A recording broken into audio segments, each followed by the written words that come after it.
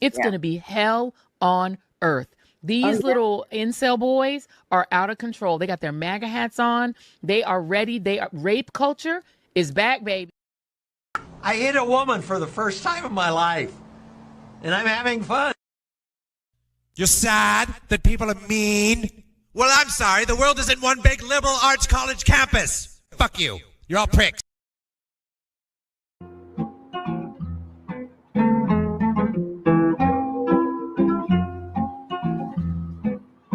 That's a big up Fred Irie.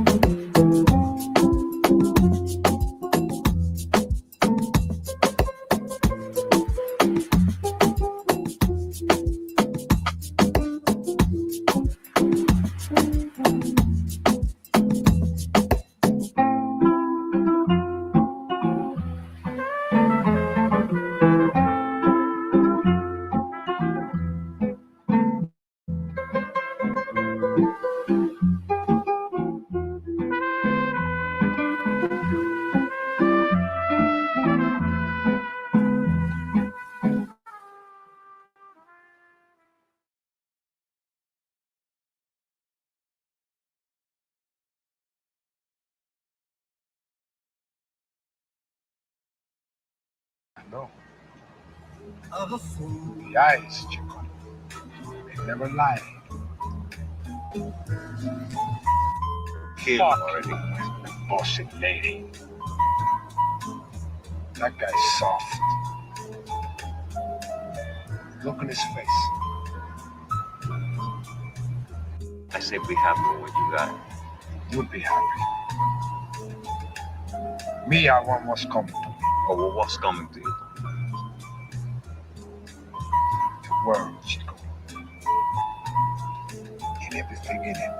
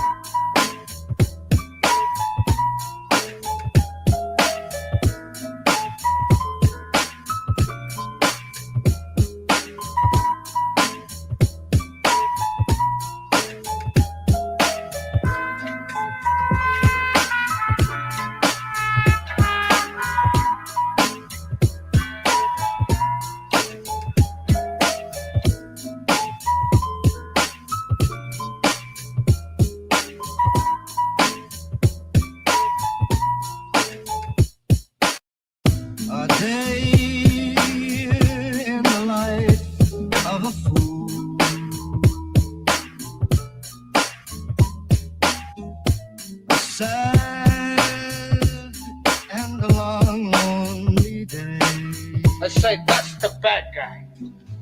I walk the avenue. So that make you. And hope I'll run into the welcome sight of you. You just know how to hide. Coming my way. How to lie. Me, I stop I don't have that part. just across from your Me, door. I always tell it to you. Even when I lie. But you're never home anymore. Les images de souvenirs lointains, beauté de paysage enflamme mon destin. Les airs d'autrefois déclinaient les saisons, aux innombrables voix ont écrit ma chanson.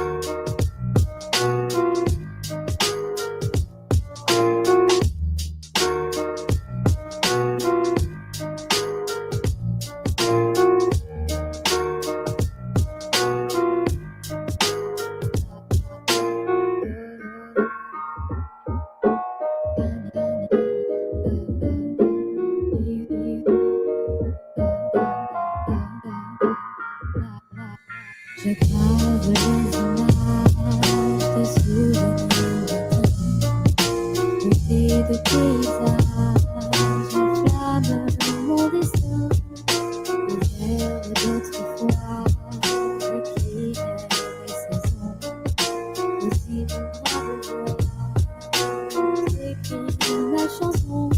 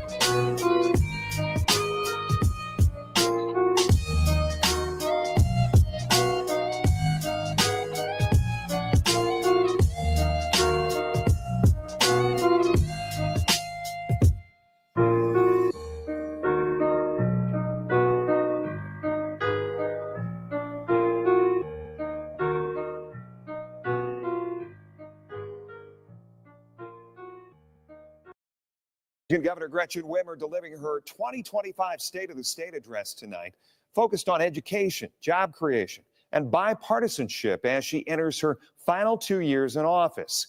Whitmer pledged to boost young men's enrollment in education and job training, adding that she has reaffirmed her commitment to women's rights, citing protective reproductive rights in the state.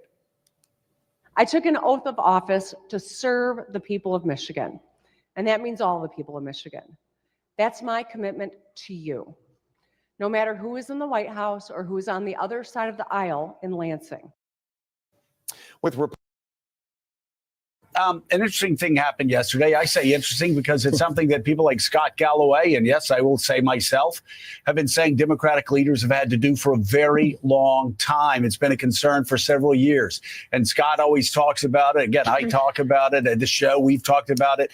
Young men have been falling further and further behind. Yesterday, Gretchen Whitmer gave a speech and is going to sign an executive order that talks about doing more to help with the disparities that are occurring with young men. And she said this, My message tonight goes out to young people, but especially to young men. I know it's hard to get ahead right now, but I promise you, no matter how hard life might get, there's always a way out and a way up. The last thing any of us want is a generation of young men falling behind their fathers and grandfathers. I've heard most about this issue from moms who love their sons and are worried about them. And then she goes on and she lays out all the disparities for young men getting jobs, young men in college versus women. This goes on and on. You've written a piece talking about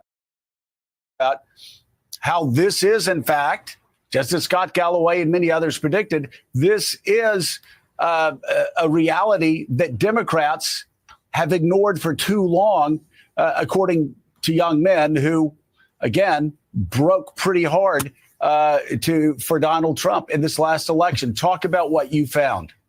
Yeah, it's very interesting, Joe. You know, for people our age, sometimes we may look at the complaints coming from young men and we may dismiss them. Maybe not everybody does, but some of us might, because we all remember growing up, not always having enough money, or not always getting the girl, or not always getting the job we want. But as I learned from talking to Democrats, as well as demographic specialists and others who have been talking to young men over the past couple of years, and we're talking now, you know, young men from ages 18 to 29, but particularly 18 to 24, who were particularly impacted by the pandemic. These young men have experienced just a much different world than we did, right? So if you came up in the late 60s, 70s, 80s, and 90s, there was a sense of possibility no matter what your difficulties were. If you came up in the 21st century, you have the 9/11 terrorist attacks, you have the Great Recession, and then you have the coronavirus pandemic. And all of that has left men feeling as though they cannot do as well as their parents did, as their fathers did. And then there's this extra little thing here. And, you know, I spoke to Richard Reeves, who runs the American Institution for Men and Boys. And he talked about just this little fact that right around 2015, 2016 is when the term toxic masculinity entered the lexicon. Now, you know, this can be a politically charged term. I know a lot of people have opinions about this, but what this sort of has added up to for many men is this idea that they can't just be men, be boys, joke around, not be misogynist, not be rude, but just be masculine, that there is something inherently wrong with them because of just who they are. And Donald Trump and J.D. Vance both spoke to that in a particular way, in part because of who they are, in part because of how Trump acts. But the message received by these men was simply, it's okay to be who you are. There's nothing wrong with you for doing that.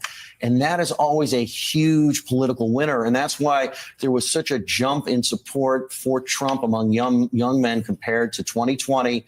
And in fact, compared to all Democratic presidential nominees, at least going back to the beginning of the century. And Democrats I spoke to are concerned about it. Not all of them, but many of them. And they say the party needs to do something about this to be more competitive in 2028, in part because young men become old men, and your politics that is formed in your 20s often can last for decades, if not the rest of your life. Welcome to the show. Welcome to the show. Thank you guys for tuning in. We are obviously talking about man stuff today. The Democrats have a man problem, if you will. And I'm not really going to focus too much on the Democrat side of the man problem, although the Democrats, they've walked themselves into an interesting hypocrisy we're going to bring up a little bit later. You know, I think they had, it was the Oscars, was it, the other night? And, hold on a minute.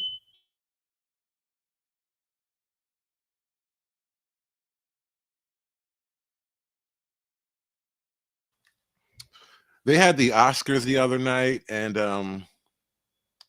a movie called Honora won the Oscars. It won an Oscar. And what's interesting about this movie, Honora, is, and I didn't know anything about it. I just kind of caught the story this morning as I was putting together a show. And it's about a sex worker. A lot of the movie involves depictions of her sex working. And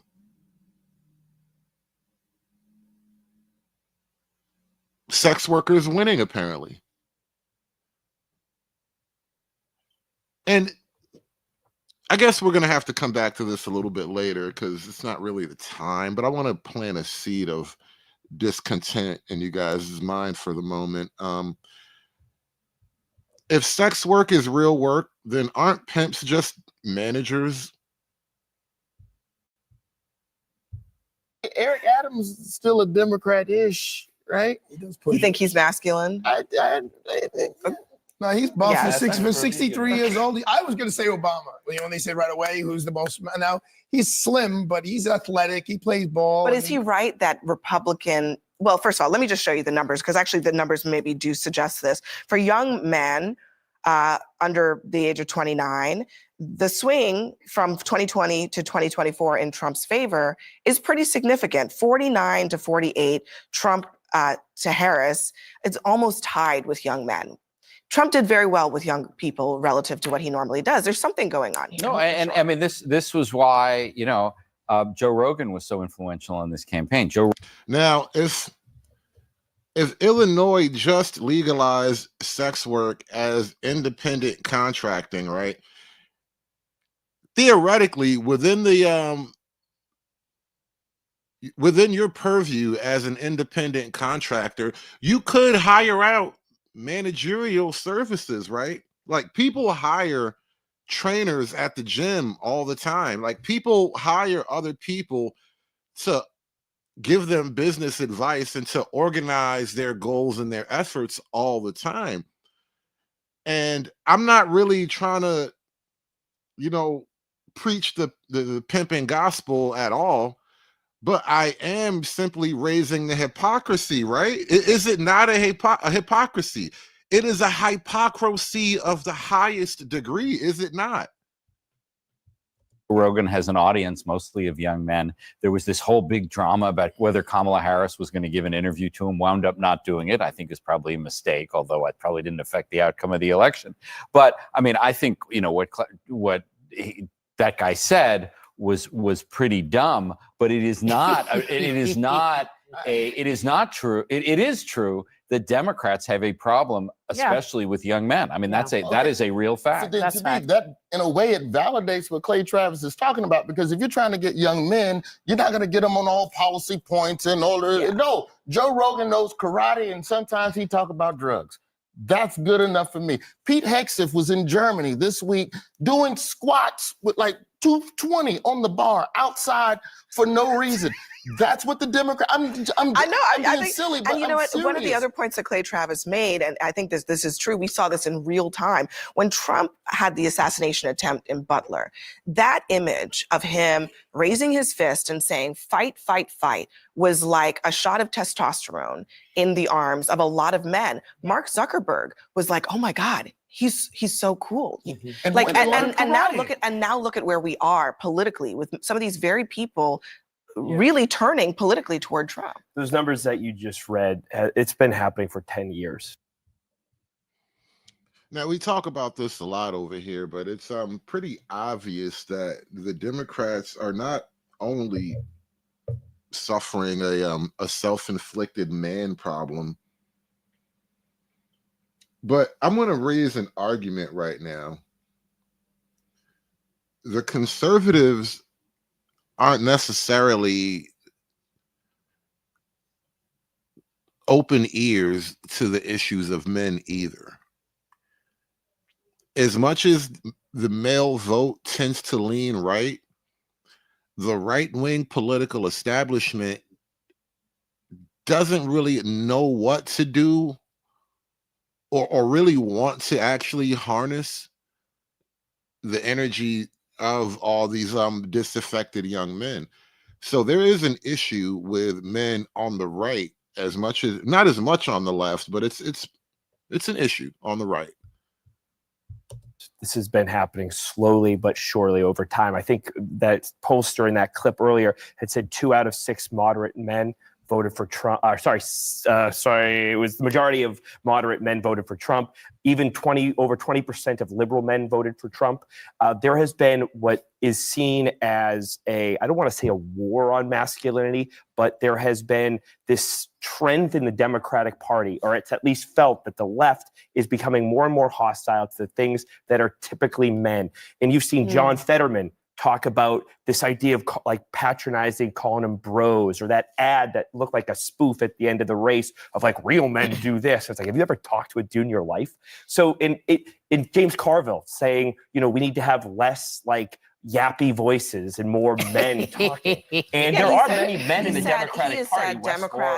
Democratic messaging is too feminine. But Carrie, what do you think is the masculinity that they are attracted to in Trump? I'm laughing because I just, no disrespect to you lovely men on this panel.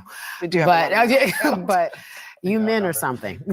See, this is a huge problem with the Democrats, period. Like, not only are they woman-centric and relatively anti-male, but you could almost argue that of all the American ethnicities, Black females are maybe the most anti-male.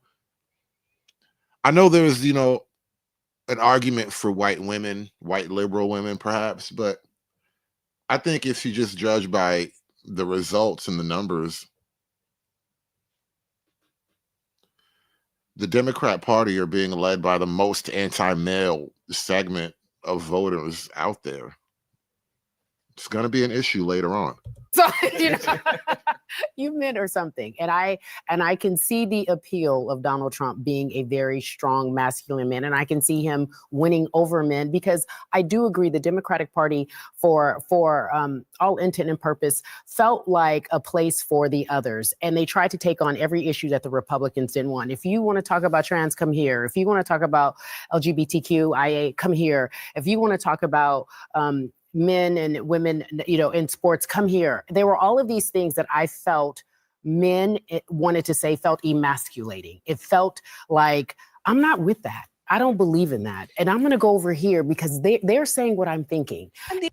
And I was just over on John Galt's channel earlier today, and we were talking about something or other, and somebody had the police involved in one of these videos, and I was pointing out how, I was explaining how I've been thinking a lot about liberalism and what it costs as a people, and I pointed out how we are so progressive and so liberal that no man can really like effectively defend himself against a woman without risking everything that he loves and holds dear. Like, your whole future, your life is on the line. You defend yourself in public against some crazy woman. And that's really kind of the spirit of the age. And it's the critical issue at hand with men and this current political and social dynamic. And this is why the guys that are projecting a little bit more robust masculinity, guys that are willing to tell women to shut the fuck up in public and all that, these are the new it guys. These are the guys that attract the attention of young men, because not only is it unseen, it's not, something people watch on TV all the day. You don't even see it in public all that often, like men just being blatantly dominant over women, right? So when you actually do get an example of it, it's attractive and it's cool. And then given the current climate of things, all these accusations of toxic masculinity and you're too controlling, and we gotta, remember a couple years ago, girls put out this kill all men movement and all men are bad, and they got these books out, How to Destroy a Man, and all kinds of things. Like, women get together and plot how to ruin men's lives and all that, and guys are just going to work and coming home every day watching the game and stuff. And so when you see guys talk harshly to women, put them in their place, as it were, it appears righteous, right? It feels justified in the grand scheme of things. Even if he may have been slightly overstepping in that individual moment, there is a spirit of the age now where guys do kind of want to check women just for the spirit of checking women, because it seems to be the thing missing now. The abortion issue played a role in that. I mean, I think they And I made a think political calculation. And I think no one cared that about was gonna be abortion. the big thing. I think no one cared about it. I think everyone thought that that was the issue. And when it was all said and done at the end of the day, I'm not saying I don't care about abortion, but what I'm saying is when Kamala made that one of her huge talking points, when Michelle campaigned for her, that was a huge talking point. And then in my mind, I'm all like, well, what happened to these people? I knew that people would be upset about that. And it felt as if it didn't matter, although it does. It felt as if it didn't matter because the conversation about manly men, as we just saw that young man say on the panel, or what is his name again? Play Travis. Yeah, I knew Play that. Travis. Yeah.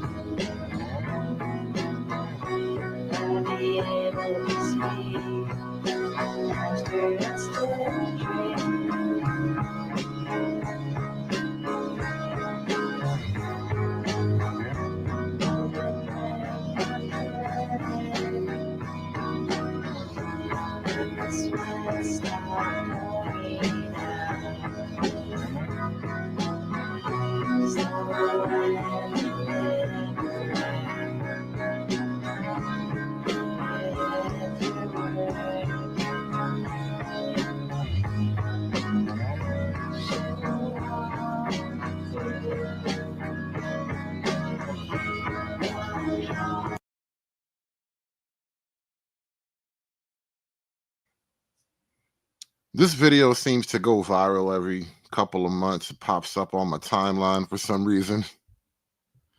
Remember the first time I saw that, I was like, damn, why'd I have to be a black guy? What are you trying to say, bro?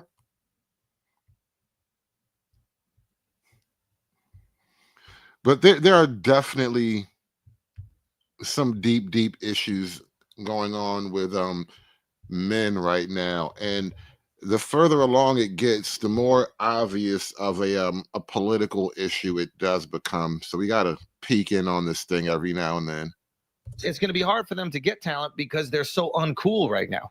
Like I don't know anybody, I don't know one man above like 5'9" that says they're a Democrat.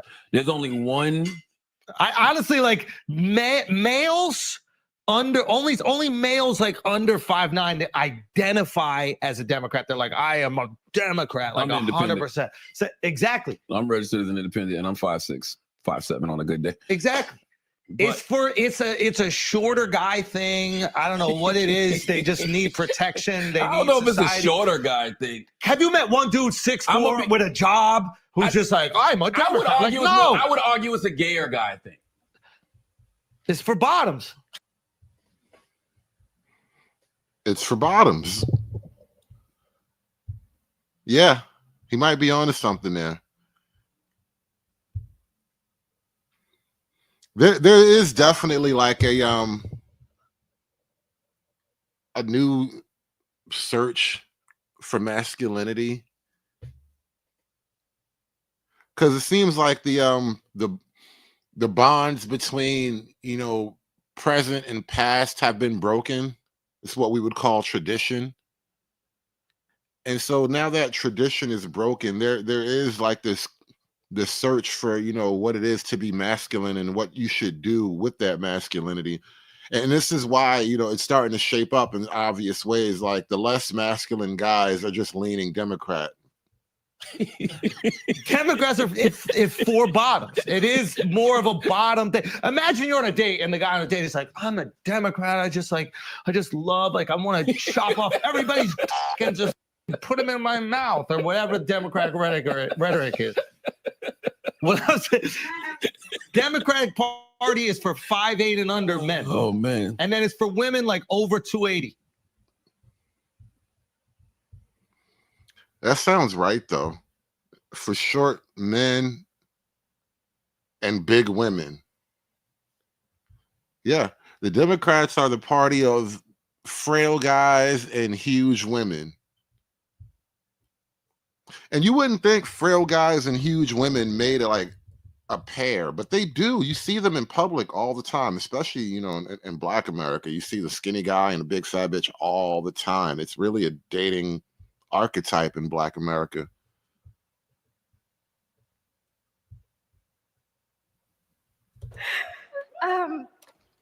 Forgive me, I'm nervous. I'm going to read off of a paper, but thank you so much to the Academy.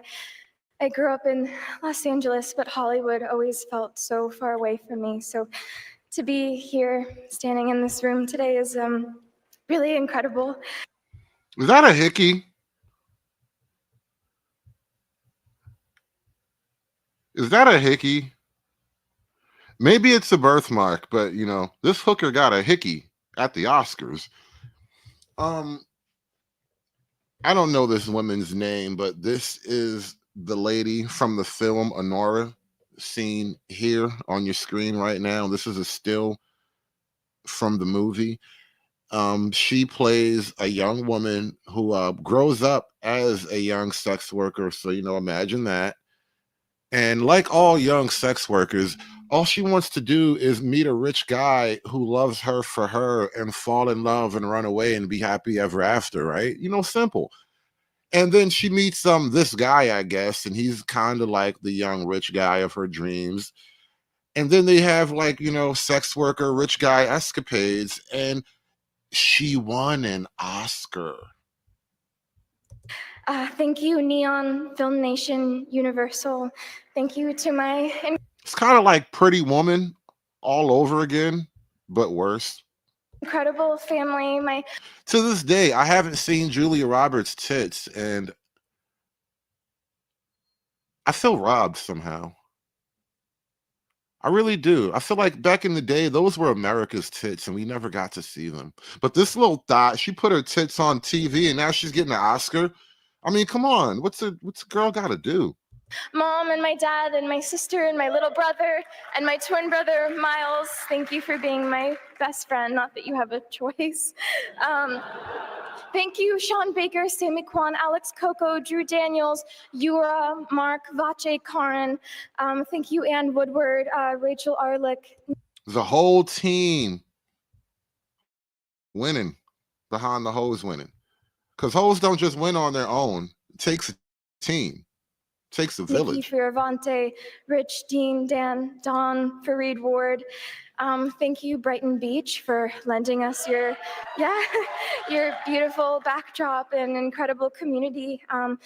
Also, thank you to Kennedy Schneider. Thank you. Oh, okay. I'm starting to see some invisible dots here, huh? Brighton Beach? Yeah, okay. To our incredible consultants. I also just want to again recognize and honor the sex worker community. I will The who community? I will continue to support and be an ally. Again, recognize and honor the sex worker community. I will want to again recognize and honor the sex worker community. I also just want to again recognize and honor the sex worker community. These bitches got like a village or something?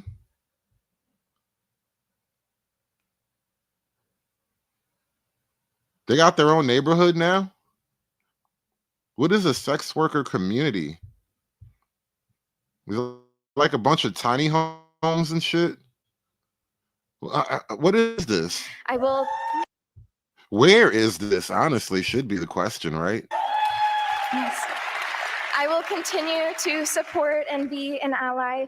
All of the incredible people, the women that I've had the privilege of meeting from that community has been one of the highlights of this entire incredible experience. She went out there on the mean streets of Brighton Beach in Brooklyn, and she mingled with the hoes, the professionals, the working girls. She had to get the vibe of what it's like to be an actual sex worker so she could portray that more realistically for us, for the people. That's why she gets the trophy.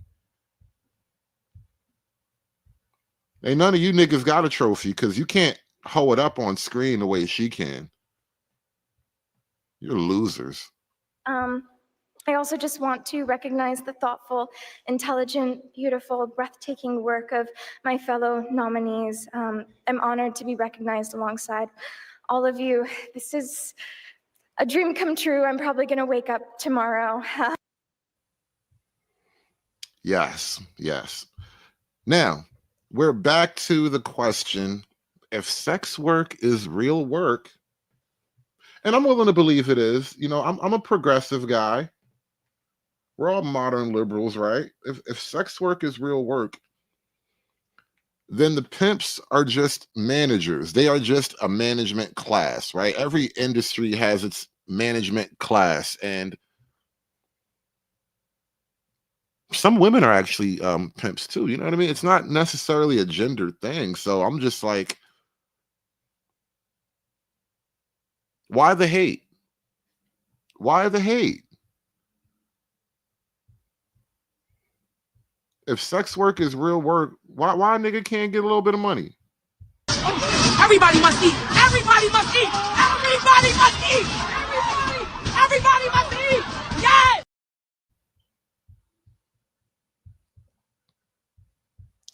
Because here's the deal. You have this figure who is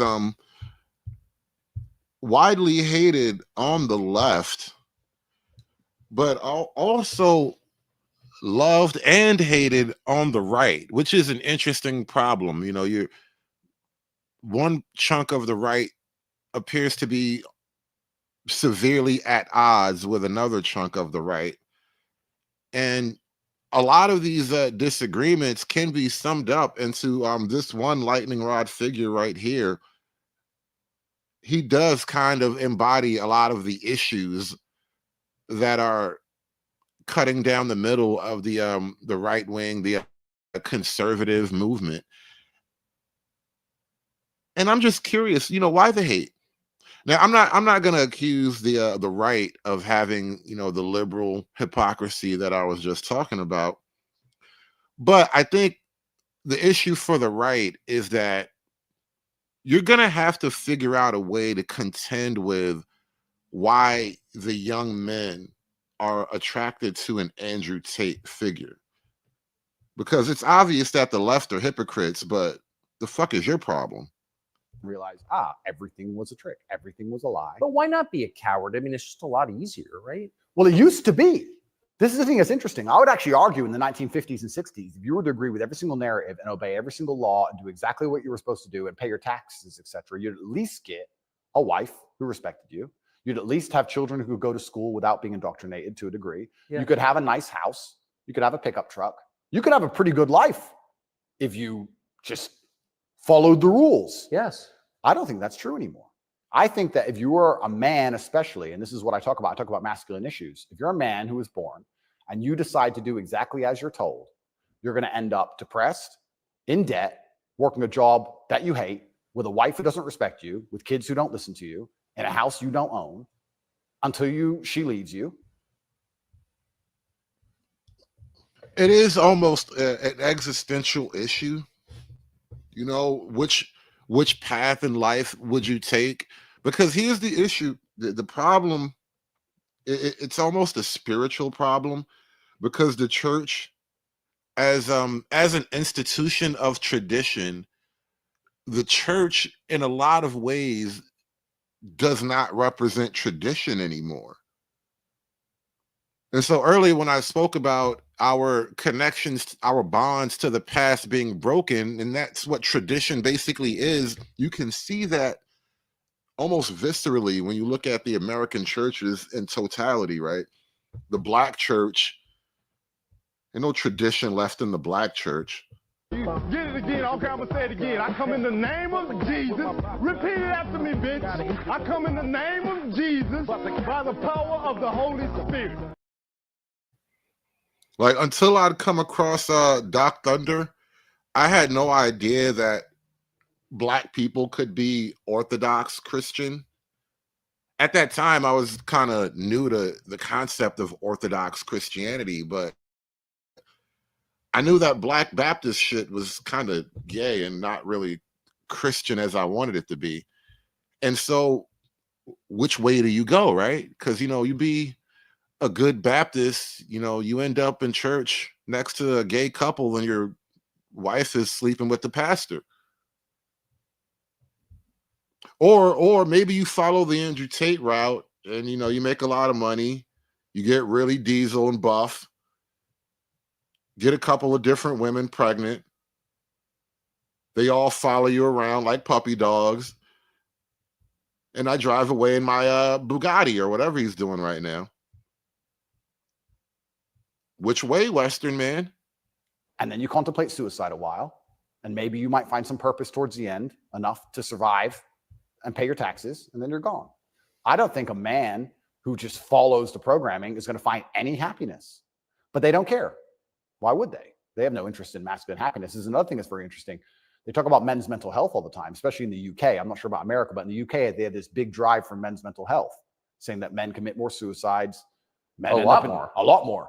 Because it's hard to be a man. We commit more suicides. We're more depressed. We have all these mental health problems. I come along. I genuinely get thousands of emails a day saying I'm helping people men's mental.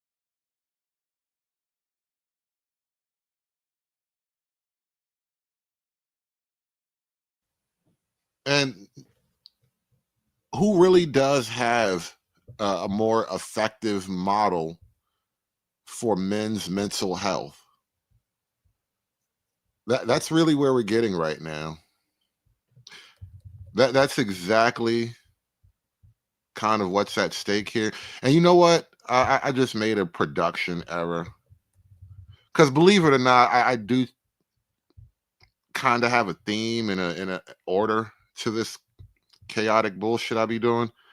And I made a mistake in the order of video introduction. So we're going to have to play the intro because I saw this. Andrew Tate just released this himself, and I kind of wanted to run this on my show tonight. I am back. They tried to erase us, but they have failed. The ultimate matrix assault. Stage 1 was to delete us from social media, silence us so we couldn't counter their lies. Stage 2, have the mainstream media brand us as villains, convince the weak that we deserved what came next. And stage 3 was the false charges, a Romanian dungeon, facing 25 years in an Eastern European gulag. They wanted us gone forever, but we survived with unmatched perspicacity and sheer indefatigability. We stand here, unfazed. And now it's time for the counterattack, the victory lap. For the first time in nearly 4 years, we are completely geographically free. No restrictions, no barriers, no limits. The Matrix has failed. Freedom has won. And now the real world is bigger than ever. Students are about to win more than they've ever won. When you're inside, you get exclusive access to the Daddy World Tour, discounts on TalkT.com, access to the Tate Brothers at speaking events, up-to-date knowledge on how to make money online today. You can watch from the sidelines, or you can step into the light of a warrior. You can be just another nobody in the crowd, or you can be part of history. We're bringing it all back. Exclusive access for every single student of the real world. Uncensored podcast. Packed stadiums. We're on the offensive, and the winning is only just begun. We're going to win so much you'll get tired of winning. Join the winning team. Get inside the real world and increase your power level urgently to take part in our counteroffensive. 10 exclusive meetups from Bangkok to Belgrade, from Miami to Madrid. The global unstoppable Tate force is back. Last time we broke the Matrix, and this time we will enjoy the fruits of our labor. We're going to get rich. We're going to win. We're going to rub our success on our enemies' faces. It's time to win so big we can never lose again. It's time to put 5,000 nails in our enemies' coffins. It's time for you to join the team. It's time for you to join the real world.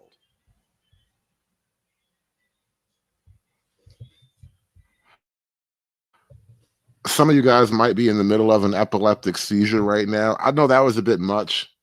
I was kind of getting lost in it all myself. That was a lot. It was like masculine testosterone overload stuff. It was just so much. Yeah, and obviously he's shilling his pyramid scheme. He's got courses. He's got a group. He's got a crypto course. He's doing all kinds of shit, you know. Because it is the way of man to hustle. I don't really fault him for that. I fault you if you lose your money. That's a personal decision you made on your own. But it is the way of man. I'm genuinely amused at the state. And so I don't really hold that part against him like that. But that's where it is right now. And he's bringing it to America. He is ready for the big time. I'm genuinely amused at the state of the world where we're going to have this hypocritical frame of society where women are perpetual victims and everything a man does to them wasn't their fault. And every single decision they make was a man's fault at some point. Because 5 years ago, they had sex with a guy, which they now regret, which is the man's fault. It wasn't their decision. And they're victims who should be protected and believed in all regards. And if a man does anything to them, he's a human trafficker. At the same time, they're fierce and independent, and they're equal to men. In fact, better than men in everything. And we've put these two frames together in the same society. And we're sitting here going, so if the truth is, if a woman can't be trusted to make her own decisions, she should be listening to her father. I guess. And here's the problem with Andrew Tate and why he presents such an issue for the conservatives, right? Because obviously the Democrats are they're hypocrites to the maximum level, right? Their rules and their logic don't match up to the reality they want. And the conservatives are supposed to be better. Here's the issue, though. Here's the issue. If you think Andrew Tate is a bad guy and he is wrong for things that he's admitted to doing, things that he's been, avowing on video and live streams and whatnot, things he's maybe been caught on camera doing.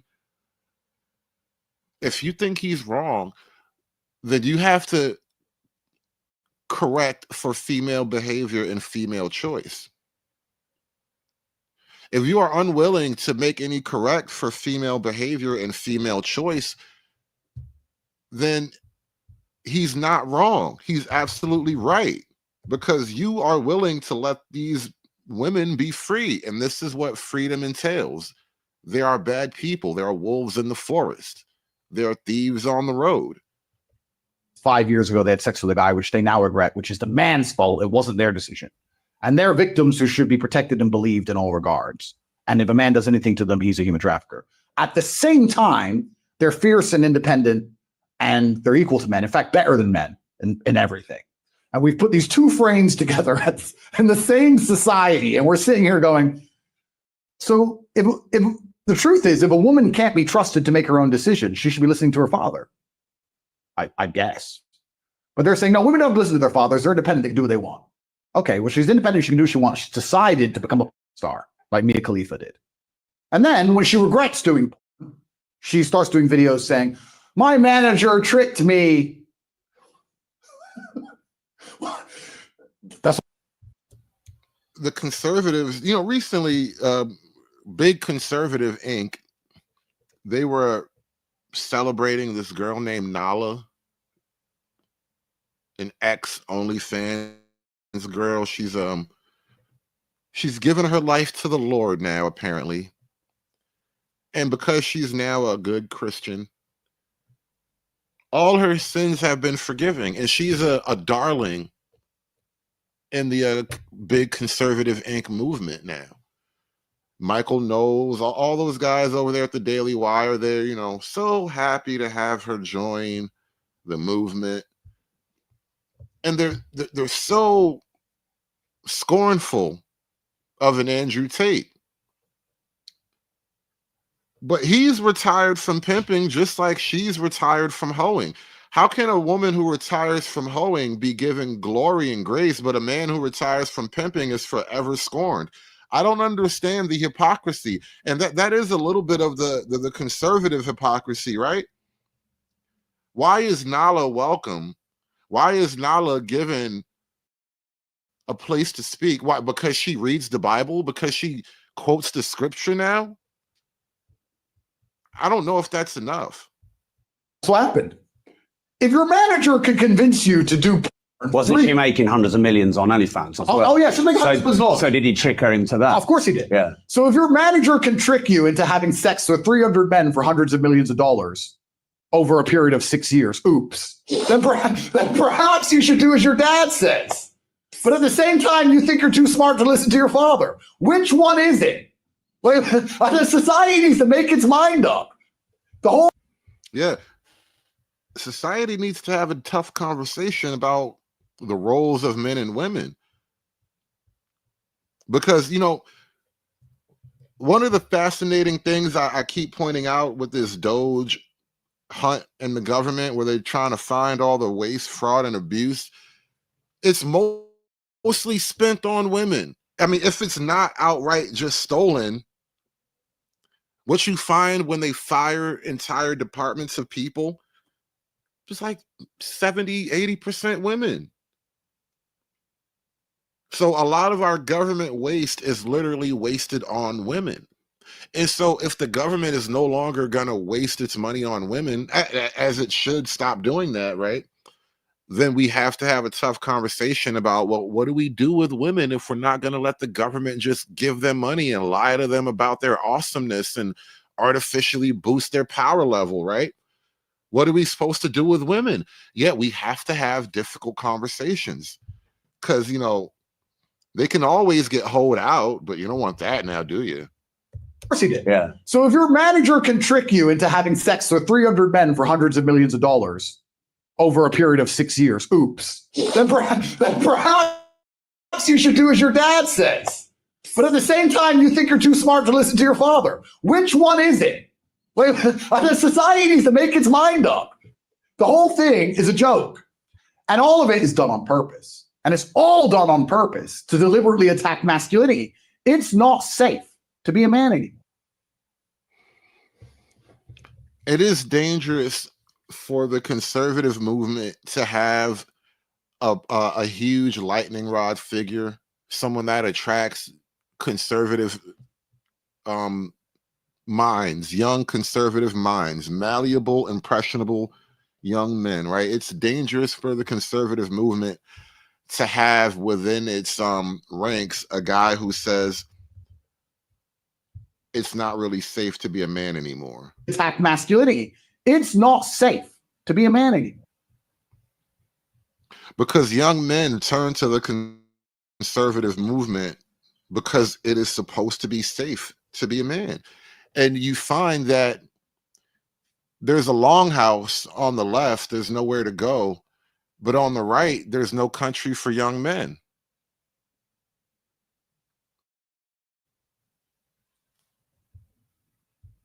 Let me share something with you. I thought this was a fascinating clip. This almost went right by everybody's head the other day. But, you know, right-wing media caught this. I challenge you or anybody on your staff, do a word search for Medicaid on the resolution that we passed last night. You will not find it. That is not part of this equation, okay? We're talking about finding efficiencies in every program, but not cutting benefits for people who rightly deserve that. Work requirements for Medicaid. That is something that is public opinion polls almost 90%. You don't. Now, everyone's worried about Trump cutting Medicaid and Medicare, you know, taking the government safety net away from people who more than likely do deserve it, right? We might be able to come to common ground on, like, you know, the sick and the elderly, but there's a lot more going on than that.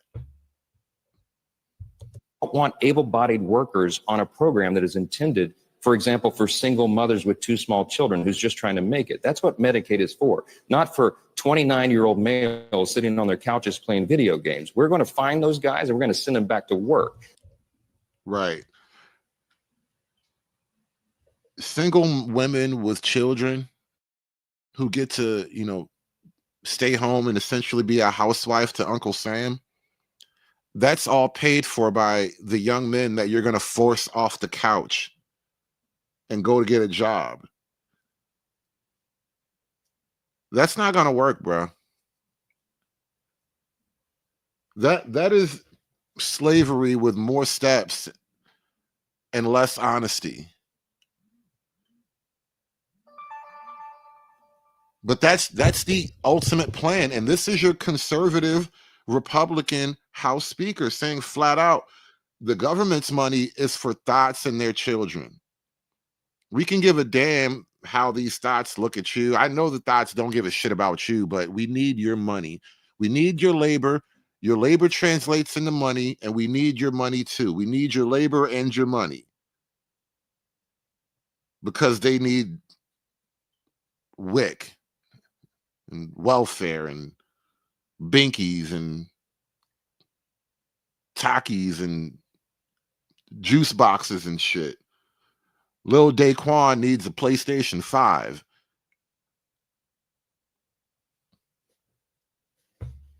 That is the role for young men as conceived of by your current House Speaker there. And then they wonder why a guy like Andrew Tate gets noticed by young right-wing men. Then they wonder why, you know, the Christian bros aren't really pulling in the young male audience the way they need to. But it's a simple fact that there's a refusal to be honest, I guess you can say in simplest terms. It's just a lack of basic honesty, a refusal to accept certain uncomfortable realities and uncomfortable truths. And again, because we have this kind of break with tradition,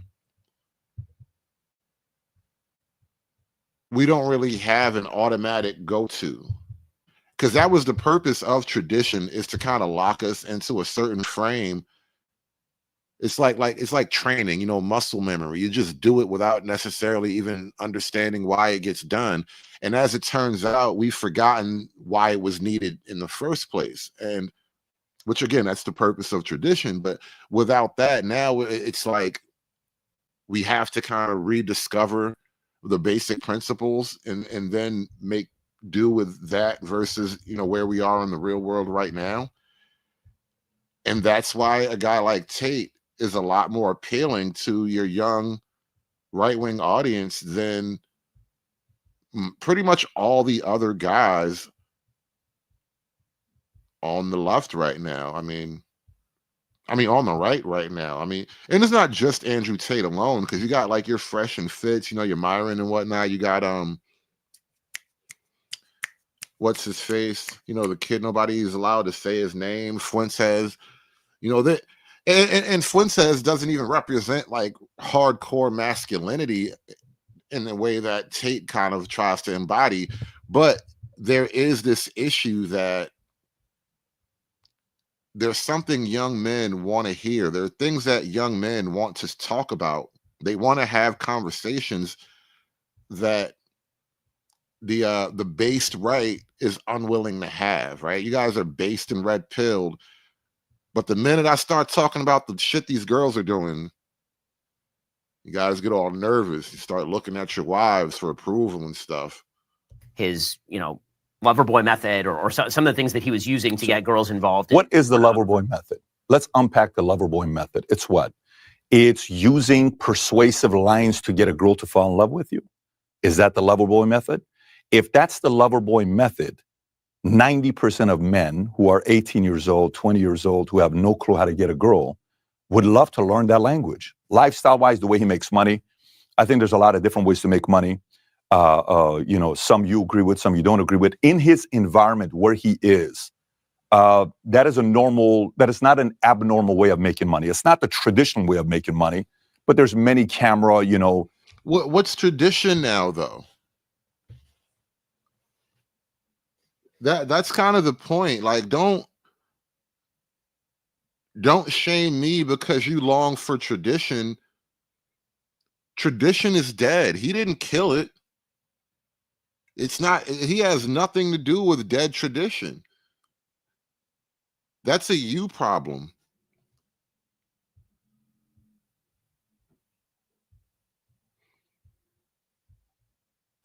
Girls that you do that with, and there's a lot of guys that do that in that country. There's a reason why he's in Romania.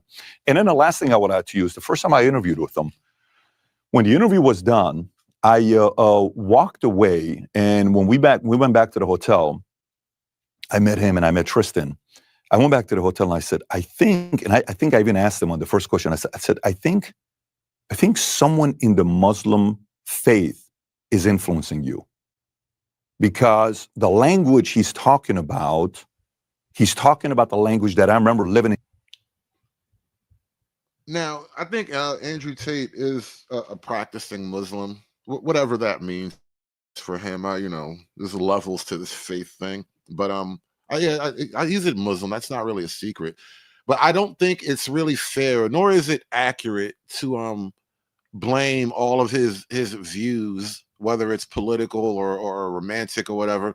It's not really accurate to blame all of his views on something like Islam. I don't know if that's really getting to the heart of it. And it's certainly not what's attracting young Western men to Tate. I don't know that Tate is like a gateway drug to young men turning to Islam, you know.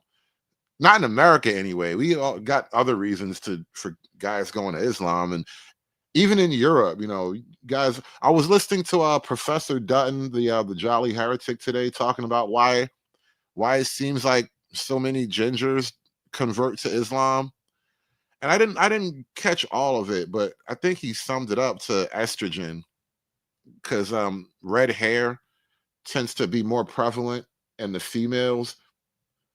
So there may, in fact, be a connection between red hair and estrogen levels or whatnot. And he, in a roundabout way, I think he was basically saying there's some redheaded bitches. But you're going to hear Tate come up in a little bit. He's not really speaking the Islamic chant. He's on something else. Tate on a whole other level. In Iran, where that was the language, where it's men here, women here, you better or else. And it's not maybe you better or else. It's my job is to protect you. Your job is to have kids, and that's it. That's the relationship we have. And that's where I felt the influence was taking place, where he went from being the guy that was the fighter, then a lot of women. Then he's trying to see what he's going to be doing. Then he found a way to make his money. Then he's getting all this fame with the camera because he's got a way of speaking.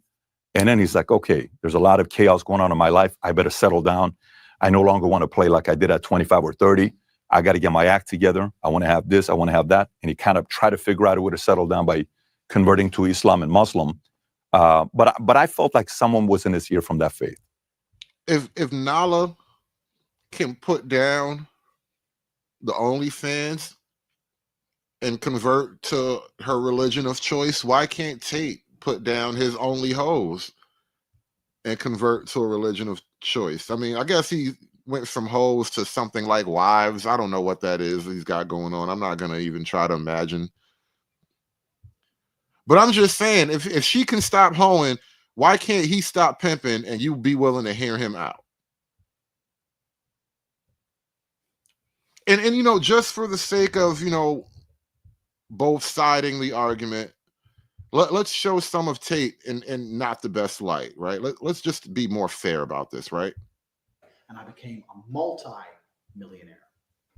I did this by creating a webcam studio, by taking girls who didn't know how to be effective on webcam, girls who had never done webcam before, girls who didn't have the equipment, didn't have the know-how, didn't have the will, didn't have the premises, didn't have the ability to make money with this exchange.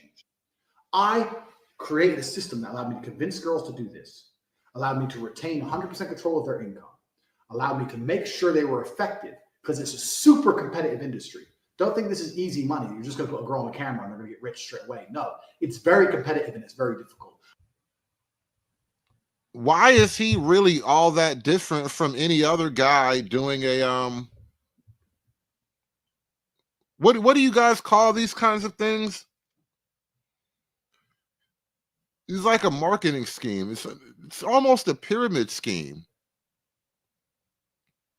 There's a bunch of guys who put on seminars, teach people how to run little business things, and as it turns out, it's mostly a scam. You know, a couple of guys are gonna get rich, but it's mostly a scam, right? Like, what makes him all that different? Especially if sex work is real work. I learned every tip and trick it takes to make sure a girl gets paid. Mid-level marketing. marketing. Make sure Thank a girl you. can't run away. Because once you teach a girl how to do this, she has the ability to make unlimited money from home. Why would she still give it to you? Why does she just run off and keep it all for herself? Why? Now, that's the thing. That's the thing that gets him in trouble.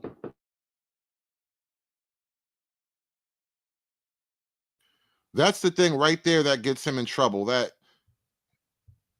I got to lock this thing down. I can't let her just run off with the bag. Because you know what? That's another business principle. You're not allowed to sell Whoppers in front of Burger King.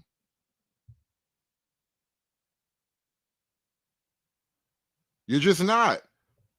You're not allowed to take the Subway breads and go outside and set up your little table with the breads you stole from Subway.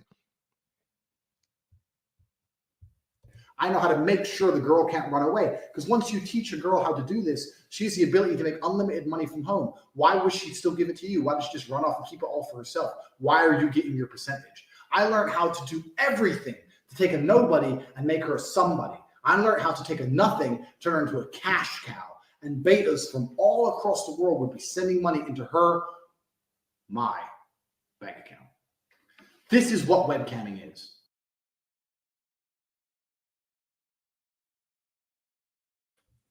Hey, Uncut Underground, I never said the word degeneracy is cool, but I'm just kind of taking the logical argument to the next logical step, right? If sex work is real work, then he's just a manager.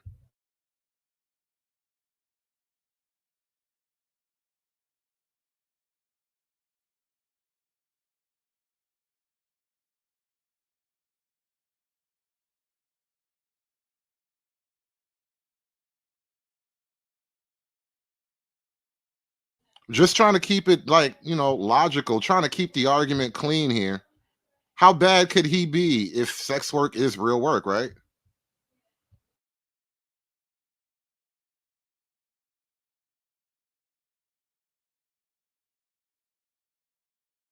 Dave Say what? Portnoy, this is Okay. Ben. Let's go to Shapiro. So Little Ben. Shapiro. One What's your second. gonna say about One second. I'm Ben.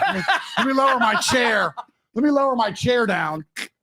Listen, I suggested the other day that you and Ben do a podcast together. Listen, let me tell you about Ben Shapiro. I'm not even going to read Ben's crap. I don't want to hear it. I don't want to hear Ben's crap. Let me tell you about Ben Shapiro.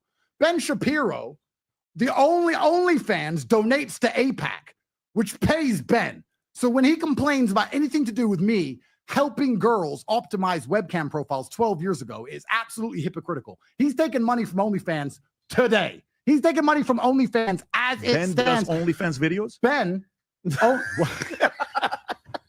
I'm sure for enough money he would. I'm sure for enough money he would. Midget I did porn. not know that. Midget porn. OnlyFans are paying AIPAC, which are paying him as it stands. that's what you're so saying. anything about his pornography crap can go out the window. Anything about him complaining about my criminal charges, once again, due process out the window.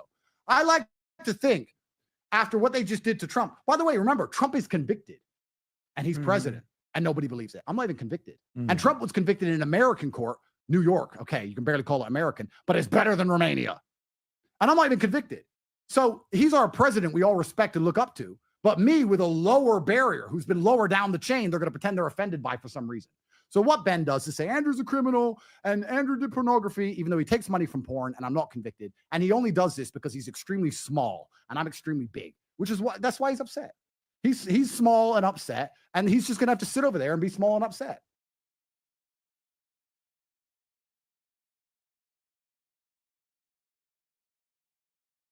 Yeah, they really don't like that hypocrisy being called out. It's not really helpful for what the right-wing conservative movement wants to get going. And not only that, this is the other part about a guy like Tate. It's kind of saying things that they don't want to really talk about. But it is happening. White people are going extinct. Yep. You are going extinct. And then when you tell people this, they have lots of different answers to it. But nationalism is feared when white people band together. And then, you can argue, this actually ties back into something that's very interesting. The reason they fear nationalism when white people get banded together is because they apply it to World War II. They say, well, white nationalists do what Hitler did because he was a white nationalist. And you see, I was talking about this last night, this World War II, civil rights, Groundhog Day.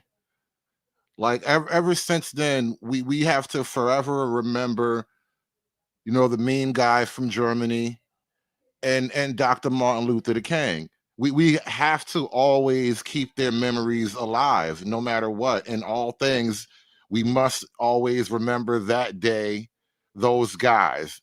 And our entire, and I was calling it the new liberal moral world order. And our entire moral world order is built on, remembering those two guys forever and everything that we do, always. We can never forget, because it might happen again. Nationalism, when white people get banded together, is because they apply it to World War II. They say, well, white nationalists do what Hitler did because he was a white nationalist. So they say that when white people get together and they're nationalistic, it's like the Nazis. When other people get together and they're nationalistic, it's not. Is this actually true? Is this the largest psyop in history? I mean, World War II has had such a profound effect on our culture up until this point now. World War II is the basis for all good and bad in the entire world. If I say to you, name the worst person in history, you'll probably say Hitler. You won't say Stalin, who killed more, because he was on our team. Or Mao. Or Mao, who killed more. Now, I'm not sitting here sticking up for Hitler. I'm just saying that World War II has shaped the modern world, and they use it as an emotional trigger to prevent white people from sticking up for themselves. Guess what I saw in the car on the way here? A terror attack in Germany, a car attack. You see it? Yep, this morning. A Muslim ran over a bunch of white people in Germany. Yeah, that just happened like yesterday too. This whole interview just happened in the last like 24 hours, like yesterday afternoon, I guess. And that did happen. That Germany, because they want to be diverse, not just Germany, but like all of Western Europe, because they want to be diverse and progressive and moral, they now have to suffer periodic crazy terrorist attacks and not to mention just regular grooming gangs, right? It's just a regular thing. You get terror attacks every so often, and then every day some girls being harassed, groomed, kidnapped, kebabbed, because you're moral. This morning, but the white people in Germany can't band together to fight against it, because then they are what? Racist. Nazis. Yep. Nazis. Yep.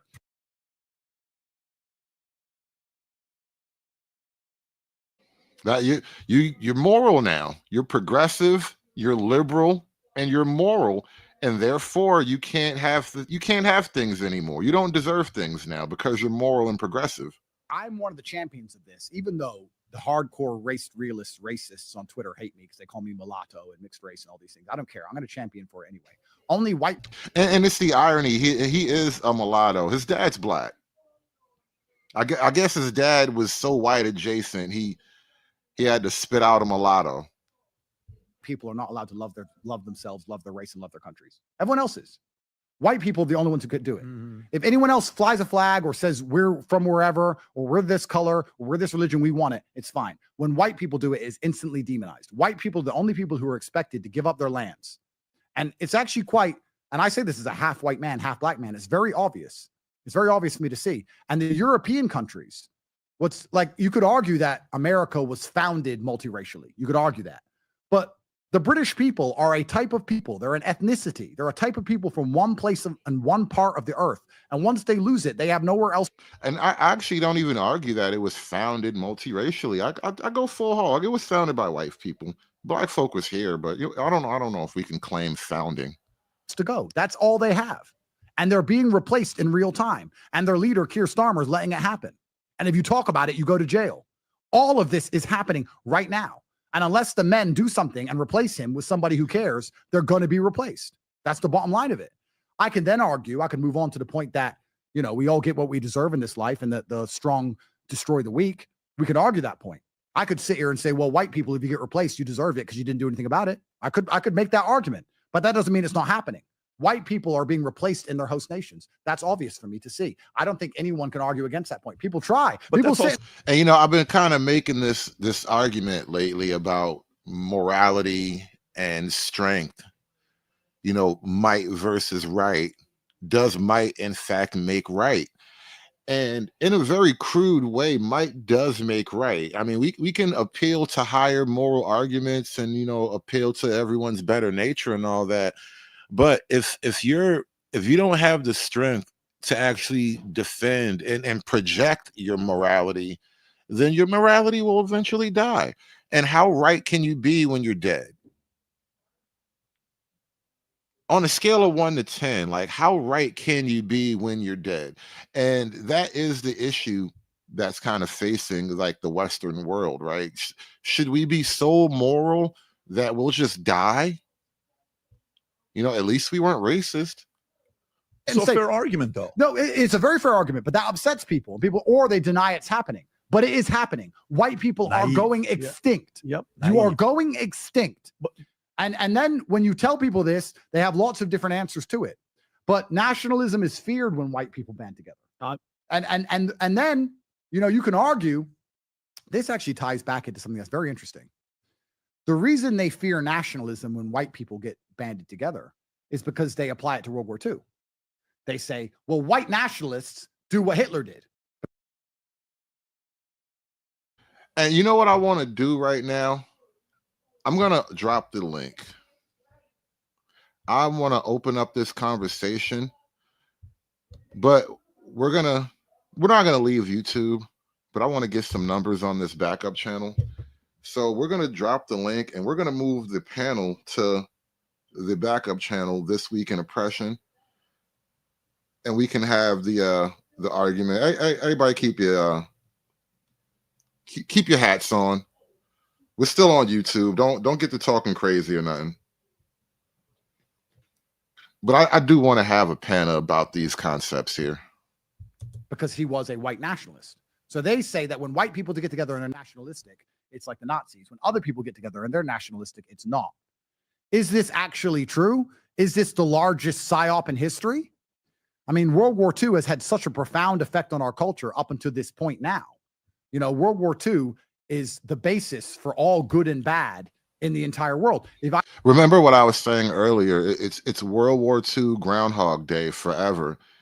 It's Martin Luther King, and it's the mean guy from Germany over and over again every morning. It's coffee, cigarettes, and Groundhog Day over and over again. If I say to you, name the worst person in history, you'll probably say Hitler. You won't say Stalin, who killed more, because he was on our team. Or Mao. Or Mao, who killed more. Now, I'm not sitting there sticking up for Hitler. I'm just saying that World War II has shaped the modern world, and they use it as an emotional trigger to prevent white people from sticking up for themselves. Guess what I saw in the car on the way here? A terror attack in Germany. A car attack. You see it? Yep, this morning. A Muslim ran over a bunch of white people in Germany this morning. But the white people in Germany can't band together to fight against it because then they are what? Racist. Nazis. Yep. If you guys are listening on my main channel, The Hoodservative, you got to click the link now because I got a panel built up and we are going to move over to the backup channel, This Week in Oppression. Like, share, and subscribe. You know, I'm trying to get some monetization over there, man. We got to get these numbers up. I need a little more life on this channel, y'all. But we're going to shut this down over here. We're going to keep this panel going. Yep, for sure. So they use World War II. Let me ask you guys a question. If they use World War II to subvert white nationalism to the point of extinction, wouldn't it be truly treasonous if the story of World War II wasn't even true? What if there's another story to World War II? Oh, shit. It's getting dangerous in here. And remember, you join the panel. Be clever. Don't be so direct about the hot topics. I've been trying to be very, very clean in my presentation of tonight's show. Is it true, the story that we know, the version of events that we know? Hitler's just crazy and he just lost his mind. I'm asking questions because in my world, I understood that victors write history. Winners write history. Winners are always the good guys.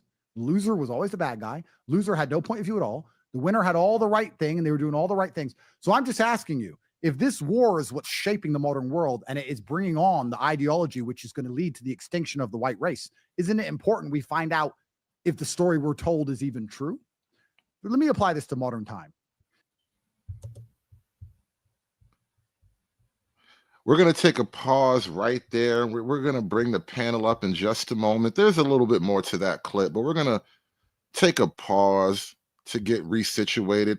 Like I said, we are moving this conversation to the backup channel, you know, exclusive only here on This Week in Oppression with the Hoodservative.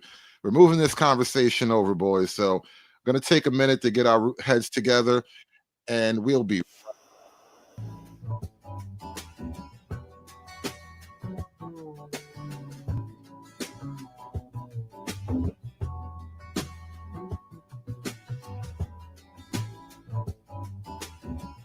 It's done. It's done. It's done.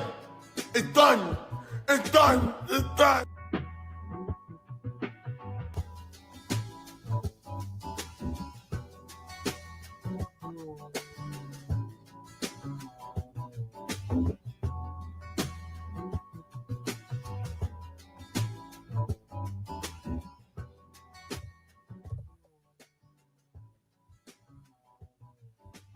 Okay, we got a little panel building up right now. Welcome to the show, gentlemen. We got Bumpkin, Kid Styles, Freestyle, American Man, and General Dave. Oh, Jesus Christ, Dave.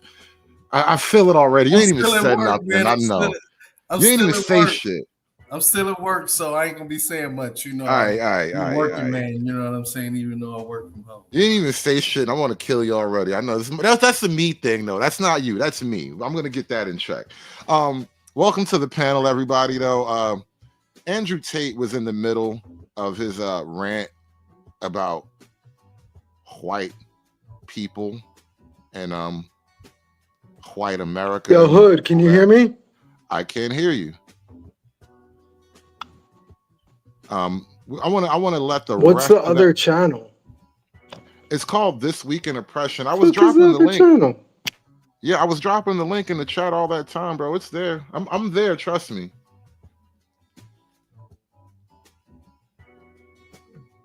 I'm gonna put the link here in the chat again. Actually, I'll tell you what. I'll put that in the back chat so you can have it. Hey, Hood, how much to get Bumpkin out of here? I don't really do bounties. Shit. Don't start making me money hungry. $50. Nah, no, I'm just Nah, messing no, with fucking with you. nah, I'm just messing with Bumpkin. But all right, let me get back to this Andrew Tate clip. I don't know. I'm just looking for it. I can't find it for some reason. If you notice, right? Well, go ahead. While you find that clip, let me say this. If you notice, right, without Martin Luther King, no one would care about World War II, right? Because if you remember the episode of South Park, we are the whites and nobody cares about us. And so there always has to be added Martin Luther King to World War II, because if not, people will stop caring. We're the whites. Nobody ever cares if bad things happen to us anymore. If you listen to the media and the story they tell you, Putin's crazy. Putin's nuts. And he's lost his mind. And he has no point of view at all. And he has no reason to invade Ukraine. There's no possible reason. If you research, you'll understand he actually has a pretty good argument. I'm not saying he's perfect. I'm saying that he has his beliefs. We have our beliefs. Some right, some wrong. There's no such thing as black and white. There are different varying shades of gray in every single conflict. But the Hitler story, the World War II story, is black-white, because that's how the winners want to write it. And that's how it always goes when the war is over. And the story of Russia-Ukraine is black-white. Ukraine's innocent, we're innocent, Russia's nuts. But if you actually analyze things and understand them really, you'll see it's not that way. So this is a very interesting thought experiment. And that's what I'm doing before the media attacks me. I'm not advocating for anything. I'm not saying anything. This is a thought experiment. If one particular ideology is shaping society to the point where an entire race will go extinct, shouldn't we understand that period of history intimately? Yes or no? I would argue yes. And if that's the case, perhaps when we understand it better, perhaps white people might save themselves. Perhaps. Save yourself, white man. Yeah, SYSWM. It's a thing. Haven't you heard of it? Oh, they got SW. Yeah, bro. Don't act like you don't know. Oh man, you see, you just be at work all day. You be behind the times, Dave. Damn. Is he American? No, he's Yeah, I think no, he grew up he's in England. American. He's American. He's American. He has dual citizenship. He's American and he's also English. He was born and raised in Chicago. Lived there. He's about 8. Father and mother divorced, and he moved to Luton, England. That sounds like Chicago, boy. Yeah, because he got the weirdest half English accent ever. He lived in Luton for most of his life, so he moved away from America when he was 8, and he lived in Luton in England for the majority of his life. So that's why he sounds like half English. He has that weird accent. but he is technically American. Yes. Now, Uncut Underground is sort of, and I noticed you've been kind of on the questioning side of this whole argument. You know, is white victimhood a thing and all that? It is. And fine, but I think you can make an argument that they're under a pressure that, you know, for all the oppression Black people claim they have, I don't know if it's quite what, you know, white folk are facing on a grander scale. Like, white folk aren't moving into Africa displacing the African population in the same way that it's happening to Europe. Okay, so what? You want to switch sides, but I still keep the same color and all of that. No, Like, nobody asked about switching sides. Yeah, I asked just you. I all asked the you how money, you. all the I asked you power, how you would everything feel like if that. you didn't have breakfast this morning, Dave. That's what I asked you. There are no sides to switch. Well, if I could give my opinion, Hood, if you don't mind, give me a second. It's both. So there is an attack on whiteness, for lack of a better term. They are being demographically displaced. Now, it is their fault. Their leaders have not been good stewards when it comes to, especially in Europe, when it comes to mitigating just rampant immigration and letting the worst of the worst in from countries that are war torn. However, there is an element of white victimhood that I see, especially when it comes to the radical, I don't know what you want to call them, radical right, the like the Groiper group. I don't like them niggas because they talk a big game.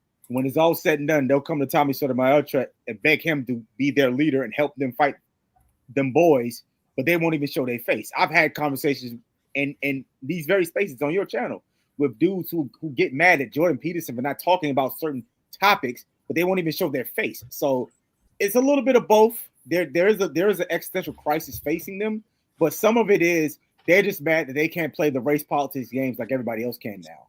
And that does get a little bit annoying, especially when it comes to the ignorant racist side of things. Uncut Underground is saying like straight crying. And here's the thing about this, right? And I can't, you know, make you the avatar for all Black people in America, but there is a weird hypocrisy that Black folk take. So on the one hand, you accuse white people of, you know, complaining and crying about shit, right? But if they stopped talking and they just started, you know, protecting their own interests, what's it going to be called? Racism. There you go. You can't, but you have to understand that with Black people, they're just, I don't know what the word is to describe them, but most of them, they're like destiny. No matter what you say, if they don't like you, they're just gonna go the other way. They're just gonna be contrarian. I said this to my mother the other day. We've been having this argument about Trump for years, and I finally came to a head a couple of days ago, and I said, I'm out. Nothing I say will convince you. Nothing he does will convince you. No matter what he does, no matter what he saves, he can cure cancer, cure AIDS. They're all niggas out of jail. They're gonna hate him. He's gonna be evil forever, and amen. There's nothing you can do with. And this goes to what Tate was saying. If you craft the narrative, and people are hold on, let me finish. People are foolish enough to believe the narrative, no matter what you say, no matter what evidence, truth you provide, they're gonna go with the narrative.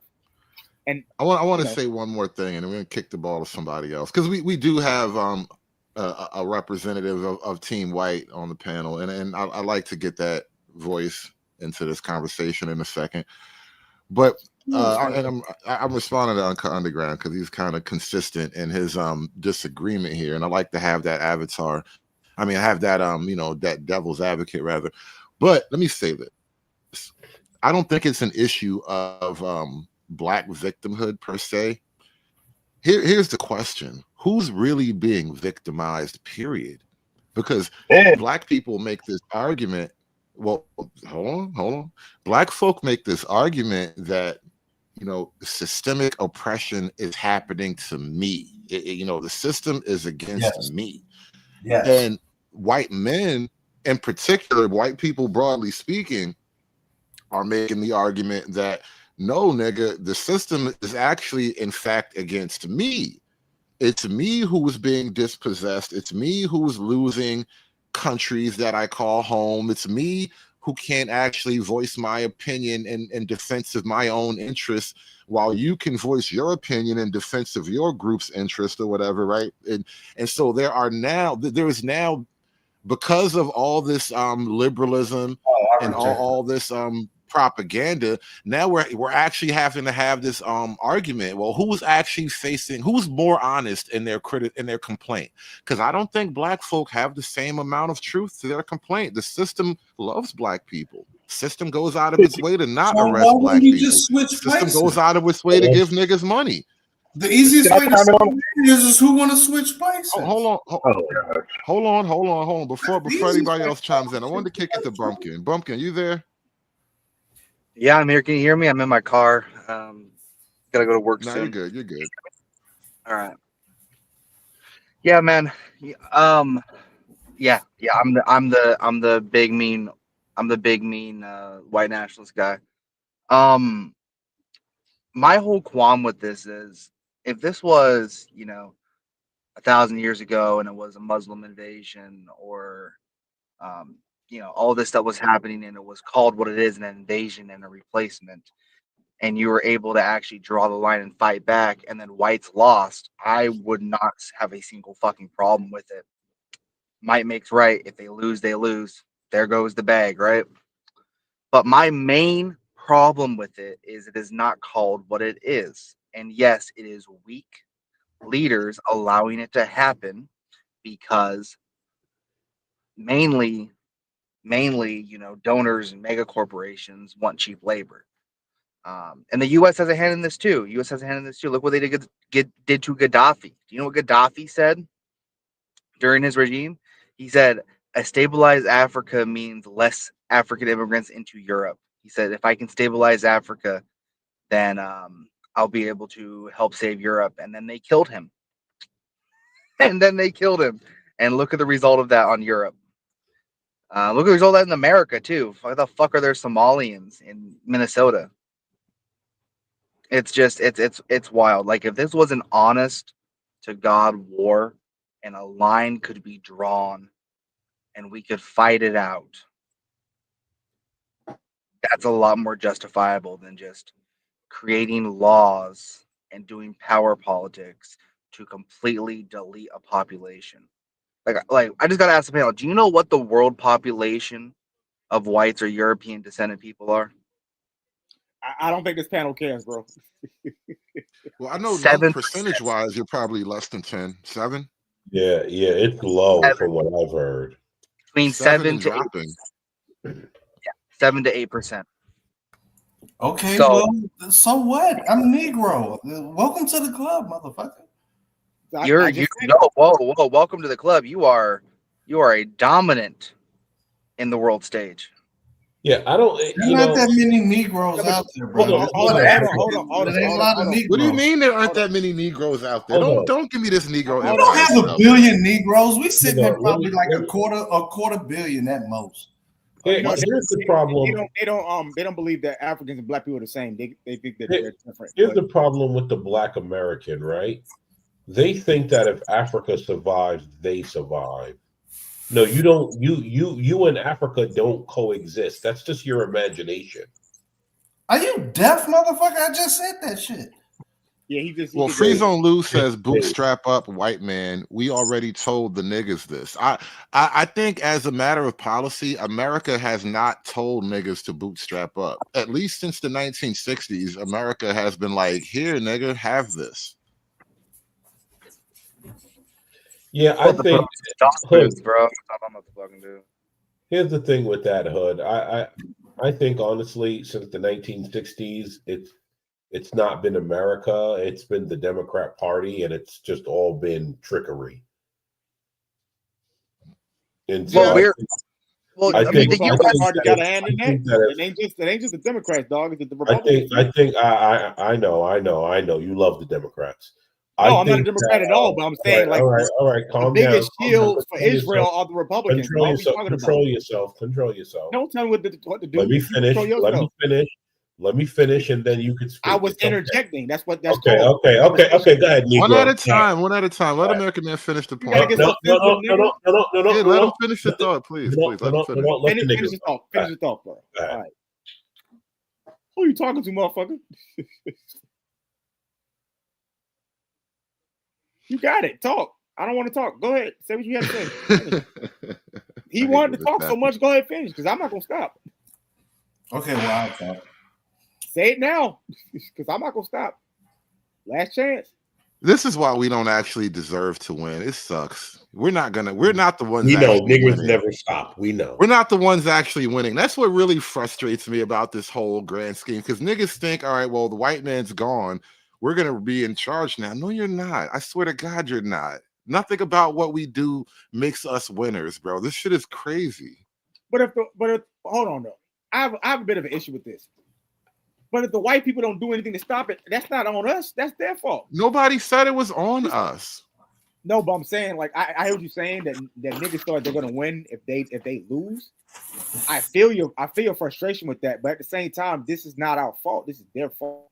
They're gonna have to be the ones to stand up and be like, all right, enough. If not, then it's gonna be whatever world it's gonna be. It is gonna be what it is. At a certain point, they gotta nut up. Understanding how the root of this oppression is because Becky ain't fucking Brad. How was that? That's not the root. That's just the piece. What is the root? The only thing the dude said was, "Don't you understand? It's only 700 billion." And the bald head guy from Britain, he's like, "Yo, man, we don't have enough people. We're going extinct." Well, isn't that a function of Becky not banging you? No, not really. Again, Becky, women are almost never the main thing, bro. They're always the side dish. Becky is she's downriver from what's really happening. What is the problem? The root is what we were talking about before. It's Groundhog's Day. We're always living in the civil rights era post Germany. It's always the bad guy. Go ahead, Trey.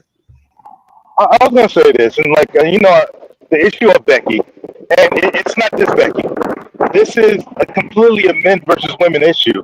The problem is that the powers that be, whoever's controlling everything, they're using white men basically as a scapegoat for all this because they know, every other group of men, who want to play the Cradle of Crown game, is cucked out by their women. You only got about barely even 10% of brothers that are brave enough to speak up on these issues. The rest are just, you met him to the Obama. So with Tate speaking on here, it's completely men. It's just, just white men are like really the only ones catching the true brunt of this. Every other group, per capita, it's not going to see what happens to them. They're going to get blindsided by this. You know what's coming.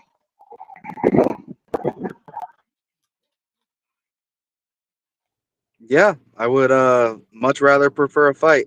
What the real root of the problem is, white birth rate's down. Yeah.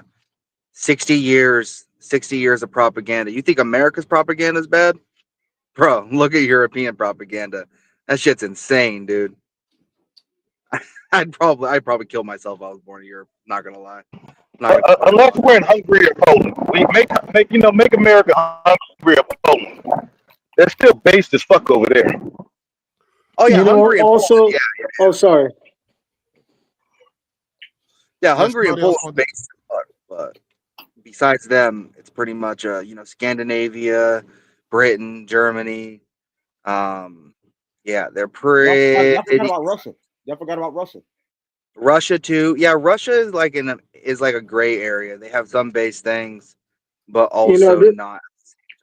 This stuff has been going on in the United States, though, really since the 60s, since the sexual revolution. But then in let's say the late 90s, men started kind of reverting backwards, maybe because the R&B and all that stuff, becoming real suckers.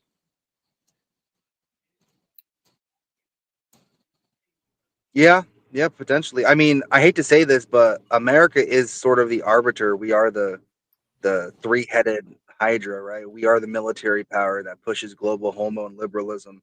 I hate to say it like that, but that's currently where we stand in the world. Well, it's true. It's more complex than just military. Like you just mentioned R&B, but like globally, our media is really what projects all these liberal ideas around the world, and we get the whole, what was that CIA thing? MK Ultra, right? MK Ultra. Everything basically since everything like since the 60s has been kind of trying to push the minds of the population in a particular direction. Yo, but Hood, look, I say it all the time on my Twitter, like the programming even we had in the 90s, I got to rewatch some of it, but just The Simpsons, Homer Simpson or Al Bundy. Al Bundy was an outstanding working class dude, and in that show he was getting trampled left and right, definitely by the women, but he was getting trampled by his neighbors. If that show was a prediction of what masculinity would become, I think that show is that and like Demolition Man. Bro, but Al Bundy was about not only 70% more base than what we're dealing with right now. Comparison. this is how subtle and clever media operates, right? We laughed at Bundy when in reality Bundy is supposed to make you angry. Facts.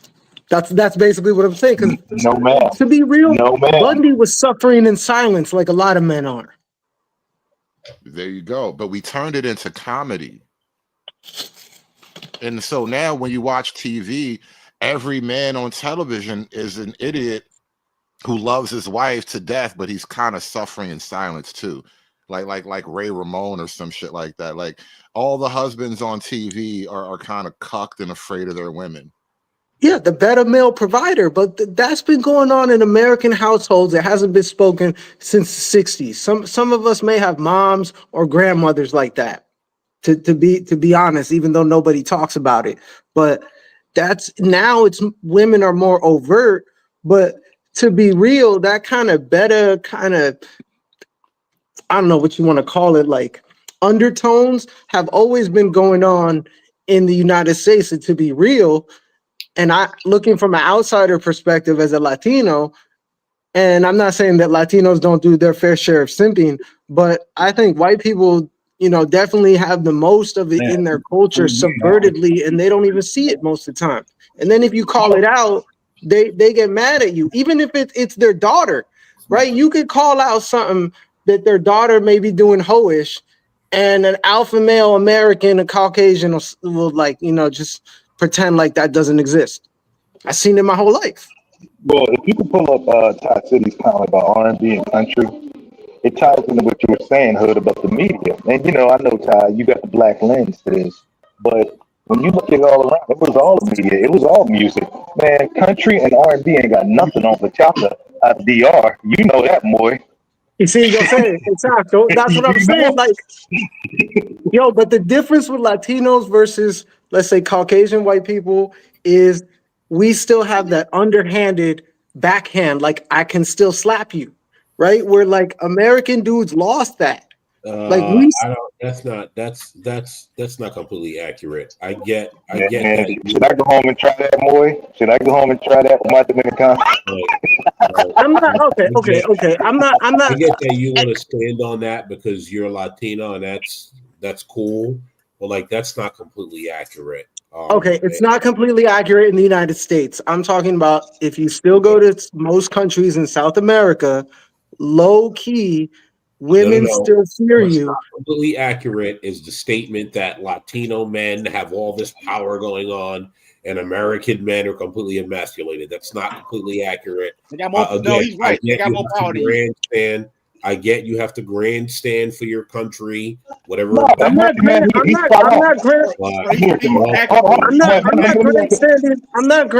for my country at all. And my country is the United States of America.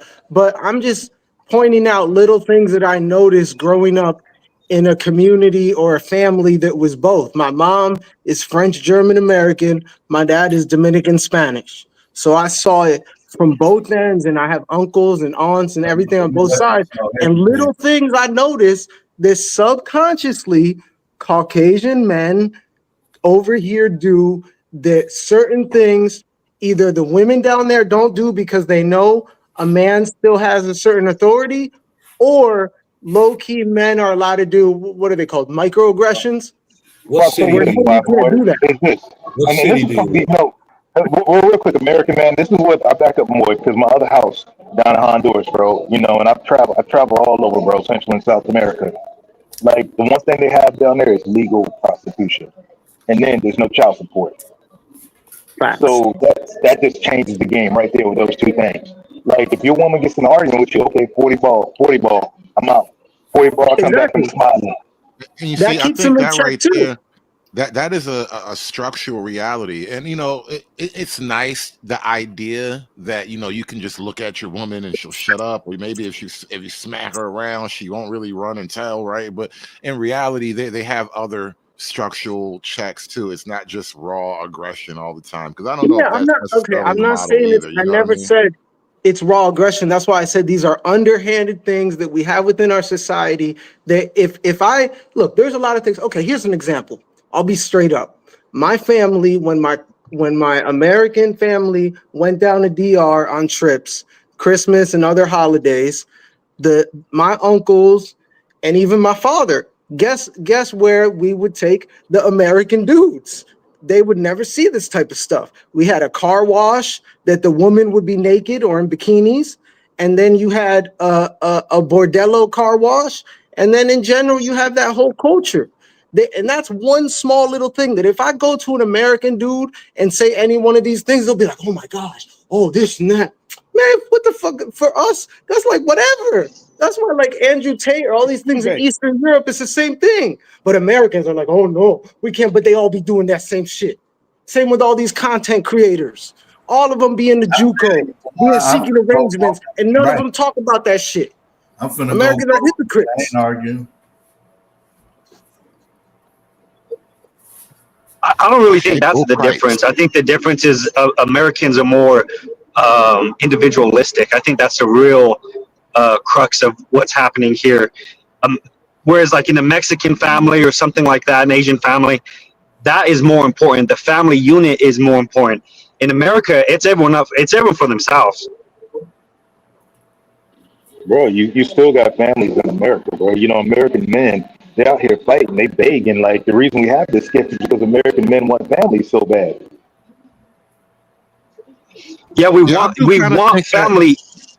I think that individualism you're talking about in terms of like the family unit, I think that is more like on the female side than it is on the male side. Yep. I don't really know if I think the numbers kind of support this too. Like when they take surveys or whatever, it's self-reported, stupid, obviously. But when they do take these surveys, it seems like the men kind of want relationships and marriage more than the women, but there's a barrier there. The women don't want it. That and the women's fathers. The women's fathers are going to take their side. They're not going to. Right now, what I've noticed, a woman's dad is going to say, "Yeah, divorce that man, take his fucking money, and you can come stay with me," quicker than he's going to say, "You need to figure this relationship out. You need to go to counseling, fight for a relationship, keep the family together, sit the couple down and talk to them." That doesn't really happen in American families. Yeah, but Dad.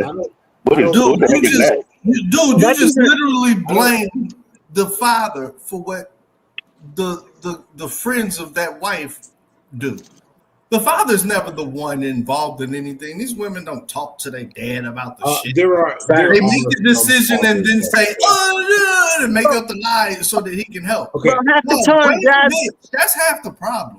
But half the time, dads don't even know what their daughters are doing. That's the reality. So how's he saying that the dad is saying, "Yeah, divorce them," and all this other type of shit? I'm agreeing with David Drencher. Man, I played the lottery. No. There are some fathers that That's not sin, what's happening. right? Their girlfriends and all But- that. Who is 35 and up? Who is 35 and up? Because this goes way beyond marriage. Because at the end of the day, when I was growing up in the good old United States, and I actually not from the city, I'm from the country, bumblefuck, but still 12, 13, 14, 15, girls was getting it on. So Americans live in this morality bubble, like they ain't out here doing crazy shit at young ass fucking ages. And then they be like, "Oh, we got to be good this or Christians or Republicans," when it's like, yo, you motherfuckers are hypocrites. Yo, that's the beef with Tate, man. The real beef Americans with are Tate is that hypocrites. Every other part of the world can see it except Americans. Americans, even the movie, if you watch the movie American Beauty, which came out when I was like 13 or 14, that movie is all about the hidden dark side of the fact that America got a huge cognitive dissonance where they be like this. They be doing all this low-key shit, but then they want to pretend like they're still Puritans. Fuck that shit. That's also Hollywood projecting too. Never forget. Hold on. I think my bad, Hood. Go ahead, bro. it in my No, own you life. got it. I was just saying that's Hollywood projecting too. I think That is Hollywood projecting, but there's a part of that that's reality. Right? I think all people have their hypocrisies. I just think everyone that is quote unquote American, not from America, a lot of out of America just have problems with America because they're the most powerful. Now on the Make America Great Again, on the comment that you made, Hood, about it's more so the women that want individuality. They want it to a point, right? So they want the individuality, but they still want someone to pick up everything else outside of that. Well, yes, that's called protection. I was limiting that to the context of like the family unit, but no, it's still women. They want protection. They want that's the literal definition when women say protection. Men think when they say protection is, oh, who's going to protect you from a robber from the night? But no, what they mean protection is exactly what you just said. It's money. Absence here's the thing. To deal with any consequences, realities dealing with the world. That's the protection they're talking about. And that's when the father steps in. That's when they go to their dad, they cry, and the dad helps them out no matter what type of situation they're in. Your daughter could be a porn star. Your daughter could be a murderer. Doesn't fucking matter. She's your daughter. No, but that's the American bullshit. That's the American bullshit. If she's a porn star, if she's a murderer, guess what? Every other part of the world, at least middle class and up, right? That family is gonna kick that woman out. They'll kill her. They would kill her. What? I don't know. They would kill her. They would kill her. They kill the women that do shit like that. Okay, I'm just saying in general, that's the problem with the United States. That most of our people here, we're too tolerant of these things. And then guess what happens?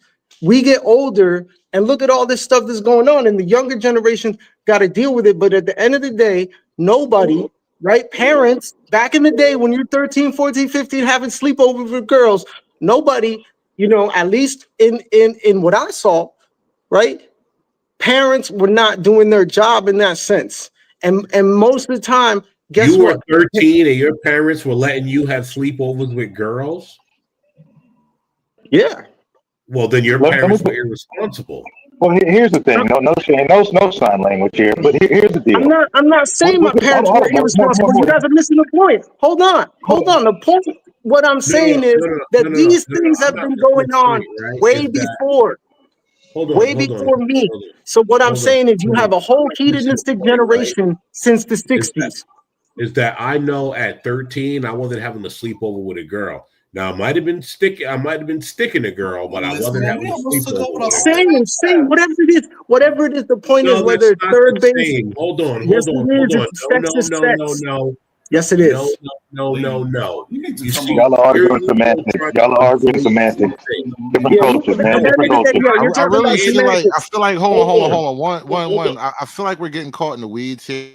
Yeah, we're getting caught in the weeds. You didn't grow up in America. No, we're not. I did grow up in America. Say this, really? right? Okay. This is not. I'm from Kent, Connecticut. What the fuck? Look, man. Look. My Dominican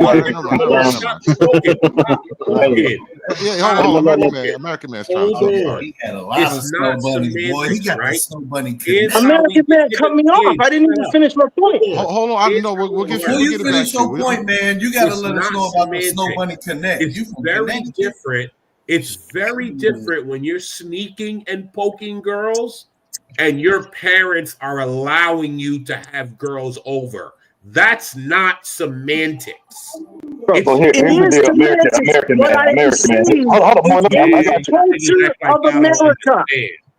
In the culture of America, this has been going on since the 60s. You guys are acting like Puritans. All I'm saying is that when I was young, okay, girls in America, because I grew up here just like you guys, girls were not fucking virgins. What are you talking about? People losing their virginity in America in general. Maybe now kids are losing their virginity older. What I said. I know you'll dance around it, but you won't address the reality that I just said. Virgins on the Look. Here, hold up, y'all. You out of this country. Does anyone see the point of what I'm saying? I am saying that in our culture, it has been highly sexualized since the 60s. So for you guys to try to turn back the hands of time, super conservatives thinking this, that, and the other, yo, the girls been sneaking out. The girls been doing all this shit. That's what I'm trying to tell you. Whether you were finger popping her in the locker room or whatever the fuck you were doing, at the end of the day, it's the same fucking shit. She was doing it at that age. Okay. Here's the thing. Look, like we got a couple. Am I supposed to argue about the bitch? That's what I'm No. trying to figure that part out first. We got different cultures in different parts of the country, and here's the thing: in some parts of the country are more liberal than others. And when you got liberal parents, the lack of fathers, they're going to allow more things. Just as Moya's talking about, we've most of us have already seen it. We've grown up in those areas, but there's still a large swath, of conservatives who are clueless to this, and those are the ones that are upset at Tate because Tate has figured this out, and he's showing other men how to figure it out to not fall victim to the matrix. And then when you figure it out, He's not going to save you. Sky Daddy's not going to save these girls, whether you come from Ohio, New York City, whatever. Hold on, one more thing. Everything is mad. The main reason conservatives are mad at Tate is because he can show fellas how to pull more than one. Once you get more than one in the eyes, you can get two, you can get three, and that's why conservatives are so mad. Well, that's the thing I was thinking about with Tate. Hold on. That's kind of what I was thinking about with Tate, and it's something I kind of I realized when I was reading like pimps literature, like Donald Goines and whatnot. The pimps do kind of have an understanding of the modern free woman that is difficult for like the conservative movement and conservative-minded religious types to grapple with. Because there is there's a beast under there that you kind of have to understand if you want to tame it. Yep. And it's dark and it goes against the grain of your romantic conservative view of what girls are. The dark side of female nature. Guess what? The bad boys, the dudes who are hanging out with the girls, whether you got, look, I have 6 aunts on each side. Both of my parents had 6 sisters. Okay. Everybody over here thinking women shit, piss, do all these things just like everybody else. At the end of the day, every woman goes into the bathroom and turns the faucet on before she takes a shit. So everybody thinks she's pure. Does she still take a shit? Of course she takes a shit. She's a fucking human being. She's imperfect. She's not pure. So all these fucking things need to go out the door. Conservatives are bugging. Yeah, they don't do that shit where I'm from. This is the dark side of female nature. These girls want to get fucked more than dudes do. That's what most dudes don't even understand. Women are highly hedonistic. But most dudes not even have one pussy in their life, or maybe the same one. So they're like, oh, well, maybe I'll fall in love with this, that, and other. If hedonistic means getting horny from cheating, then yeah. It's a little bit more than that, Dave. Carmen, it's modern. He's pushing Carmen, we're calling it modern women because before this era of quote modernity, women were under a series of social checks. So women right now, modern women, are operating with a freedom that women haven't had since like literally prehistory. You got to go deep back into the time before time where there was no real writings. Like, say what? I hate to be contrarian, and some of this may sound crazy, but I like. You don't hate it. Yeah, you're right. I don't. I'm just hoping y'all listen to it. All right.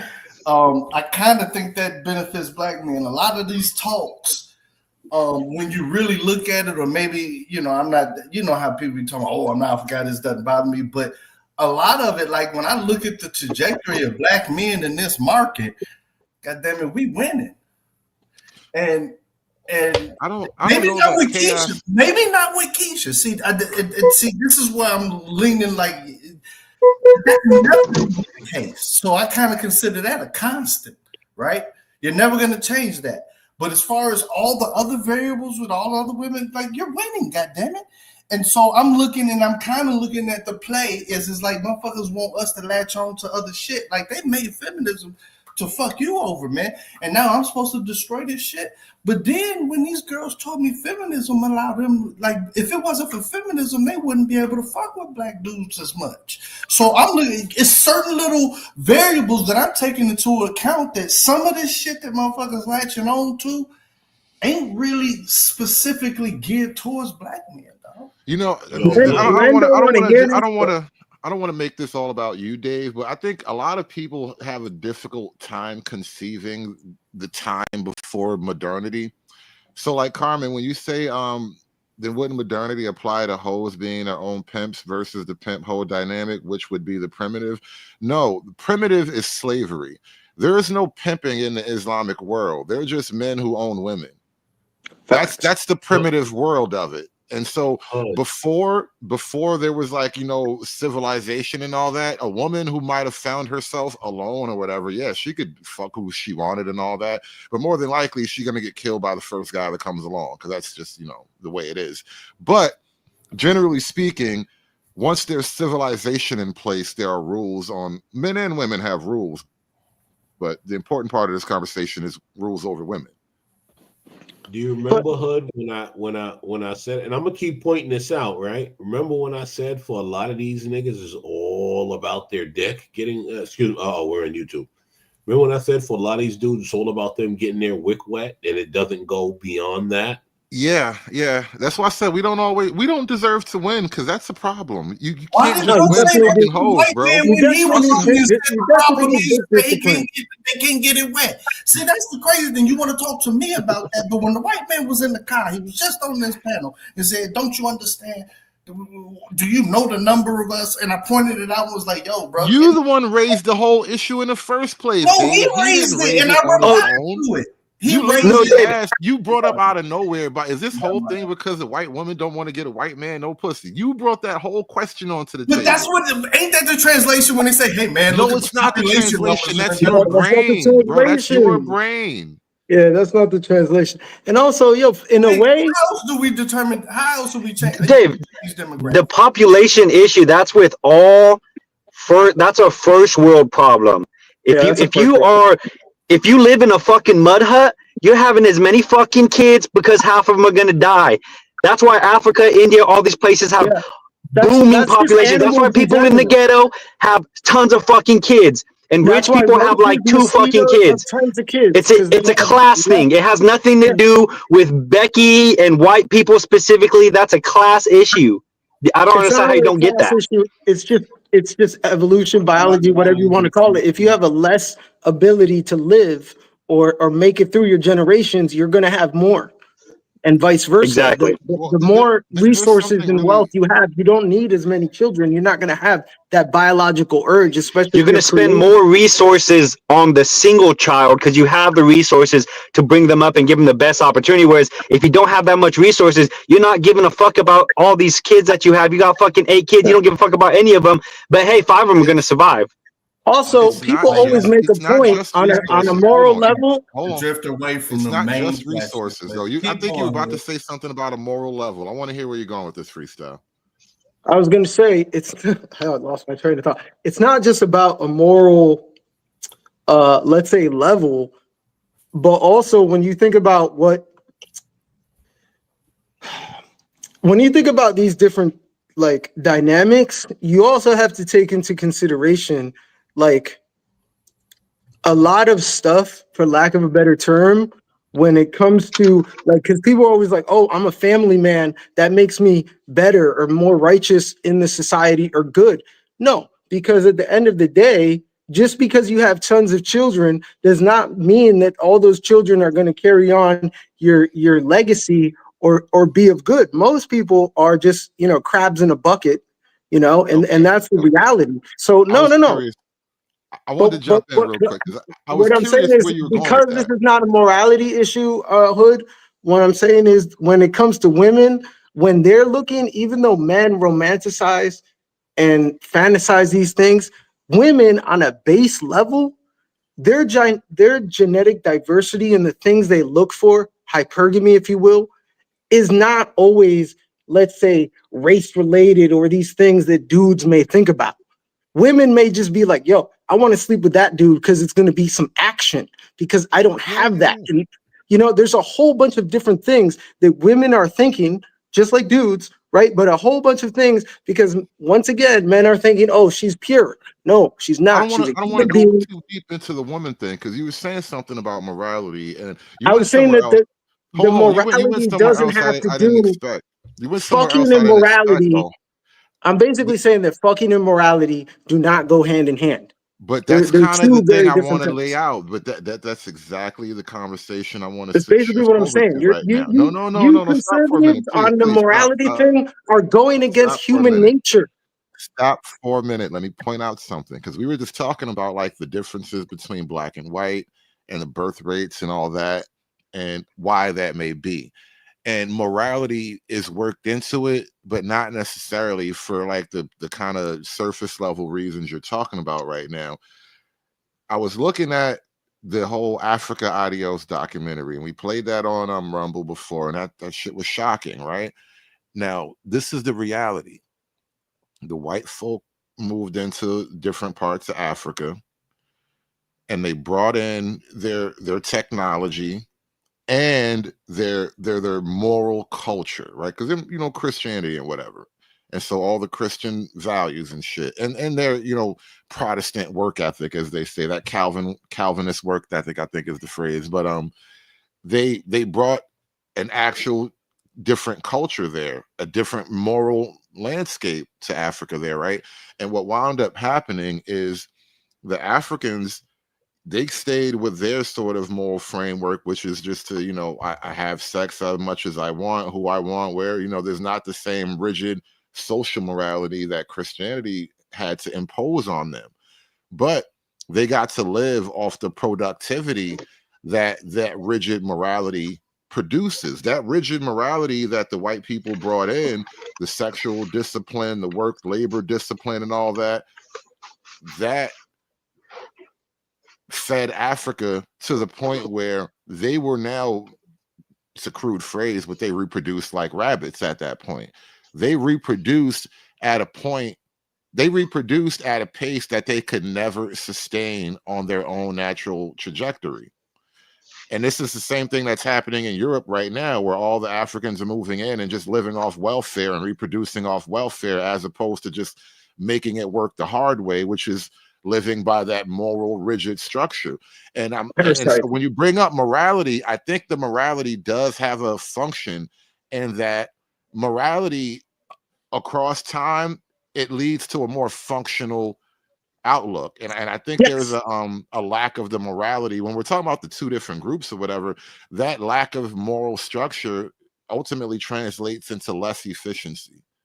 Yes, it does. And also there's a lot of things, like someone earlier was talking about dick discipline, right? There's a lot of things I do in my life, for example, dick discipline being one of them. A lot of them don't have to do with morality. It has to do with pragmatism or my energy going tons of places that don't need to, right? A lot of these things at the end of the day, when you deduce them, are not actually about morality. A lot of them have to do, like Hood said, pragmatics or real logistics or efficiency, especially as a man, because you can only do so much. So if you're thinking about all these girls or putting all your energy in all these girls, guess what? That's where all your energy is going, and you can't do other things, right? Well, It's not. religion is an easy vessel for that. That's the thing, though. Like we can work out the pragmatic reality of it because we're men who've been living for 30, 40 years, right? But when you're a kid, it's easier to just get the rule book. Yeah, no, I get that. No. I'm basically, ping ponging off what you said, that a lot of times morality can also, be pragmatic or vice versa. There's a lot of things that I feel that are universal truths or whatever you want to call them, 10 commandments, whatever. A lot of them, besides, let's say, the moral things you may say, a lot of them also are just pragmatics for logistical things, just like what Hood said. You have too many kids at a too big race, you can't do anything, and then guess what? You guys, you collapse in on one of each other. Crabs in a bucket. Carmen, I think what we're trying to explain is that over the long haul, morality is pragmatic. Isn't really the right word, but it's more effective. It's more efficient. It achieves the goals a lot more. It's it's pragmatic, Hood. It's literally the only reason to have morality in the first place is to establish a social contract. Once you have that social contract, you can establish a society, and then now life becomes easier because now I can go to the grocery store and not get hunted by an opposite tribe. That's the whole point of morality. Morality is pragmatic because it makes your life easier. That's the whole reason to live by a moral code. And when people don't live by a moral code, they're doing it for selfish reasons, and it's making everyone else suffer. That's why we call it a morally wrong, because you're making everyone else, you are breaking the contract, the unspoken code, and therefore you are a bad person. Yep. And also look, just on that, imagine how much less things would get done if, like you said, we were truly in nature and you had to fight off animals and other tribes just to go to work, right? How many buildings would get built? How many inventions would get invented? You know what I'm saying? So yeah, I mean, this is, you know, being a more intellectual or let's say spiritual based being on this plane. Like that's part of our purpose. And I think where sometimes conservatives go wrong on this is they can go too much into morality in a more emotional sense, in a less pragmatic sense, and it ends up hurting them in the long run. Even if you say, hey, I want to go live on a homestead and be like a giga Christian and have 11 children. Well, what if your fucking 11 children become meth heads? Well, that you know, what if a fucking bomb falls on your head right now? I think that's I an know, unfair question. obviously.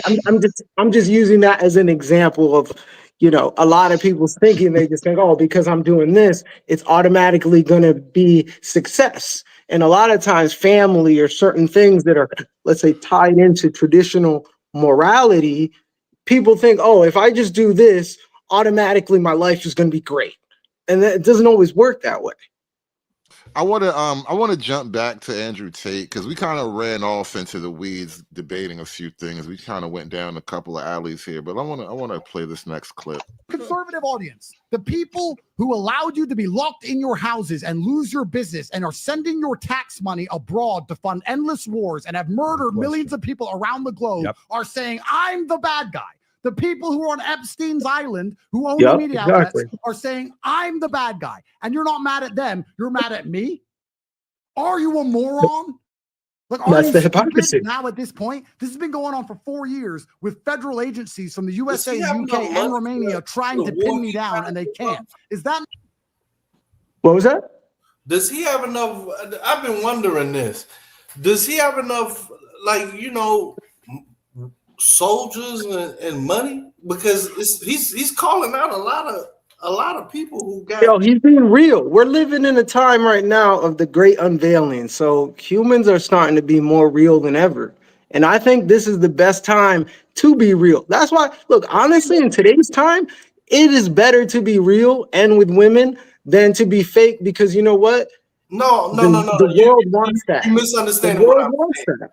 Like, I hear what he's saying, but I don't think he understands the repercussions of what he's saying, because like when you got senators and Congress people saying your name and like, yo, you know what I'm saying? We're gonna figure Bro, this God's on the side. He's got God, he's got the truth. You know what I'm saying? Like, men of courage in today's time. If you stand on 10-10 in today's time, even just simple things, you were pure blood, you know, 4 years you didn't get indoctrinated or however long that bullshit was. What is he standing on? It sounds like he's just doing SBE. No, he's look. I'm not the biggest Andrew Tate fan, but I'm just gonna say, like, yo, he at least as a man can stand on his 10 on his beliefs, and he's about it. And in today's Dave, time, that's rare. I think he's making a point about this, the way the world is right now, Dave. Let him finish making a point. Proof of evidence? Is that not evidence of innocence?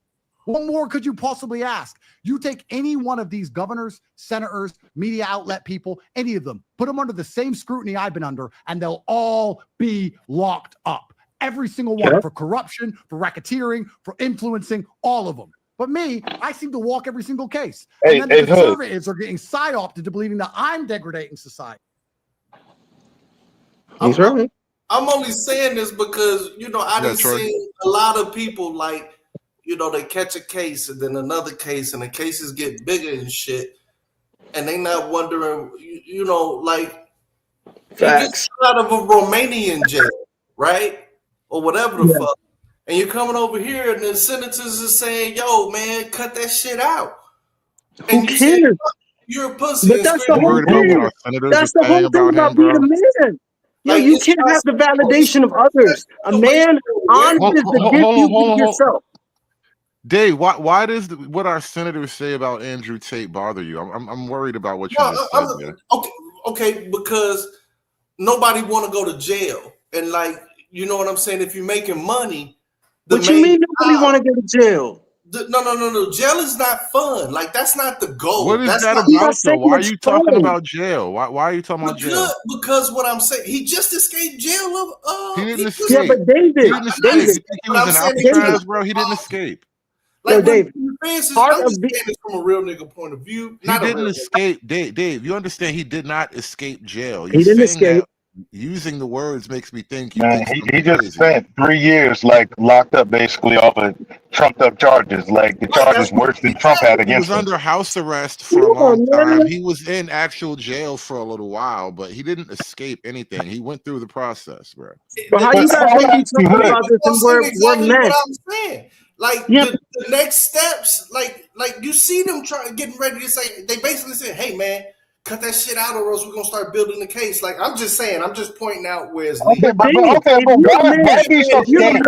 Pointing out where it's Why leading. be so scared? Why are you so scared? Why are you scared of him? He ain't even scared. Why are you afraid? You making me scared. You so scared. I'm not bro. afraid. I'm just pointing. So if I point some shit out, now I'm the boogeyman. No, but I'll say my commentary. I don't know what I'm supposed to say. Dave, do you think I'm just saying. I just thought that, like, man, the feds is on him, and he. do you think the intentions of a martyr that's like a good thing? Could you ever understand someone being a martyr? He is embracing that a little bit. Yeah, he's embracing not a in little Chicago. bit. We don't believe in all that martyr shit. We believe. I know, in, that's why you're struggling. We believe in living at that's why we got ops. Like, what if I told you that every man who stands on his 10 is going to be a martyr or can be a martyr one way or another? That's we live in a fake world. If you're real out here, guess what? People aren't gonna like you because you got bad energy. No, it has nothing to do with energy, bro. We live in a world where if you're authentic, people won't like you, but that's been like that forever. Even the story of Yeshua, Christ, Jesus, whatever you want to call it, is the same story.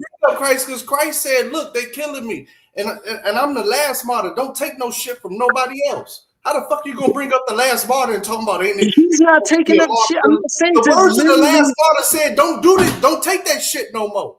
He's not even a Christian. I don't even know what you. Yeah, he's not even a Christian. But what I'm saying is now become a helmet panel. We gotta stop responding, Dave. Hold on, we just gonna play the clip. Dave, what I'm saying is, as a man, people are not gonna like you. That's all I'm saying. News, not the transsexuals, not the drag queen story hours, not chopping your balls off, not sending our young men away to die in a ditch. No, me, because what? I made a joke saying women can't drive. Well, They can. There seems to be a common thread. Dude, he's just real. The world doesn't like real people.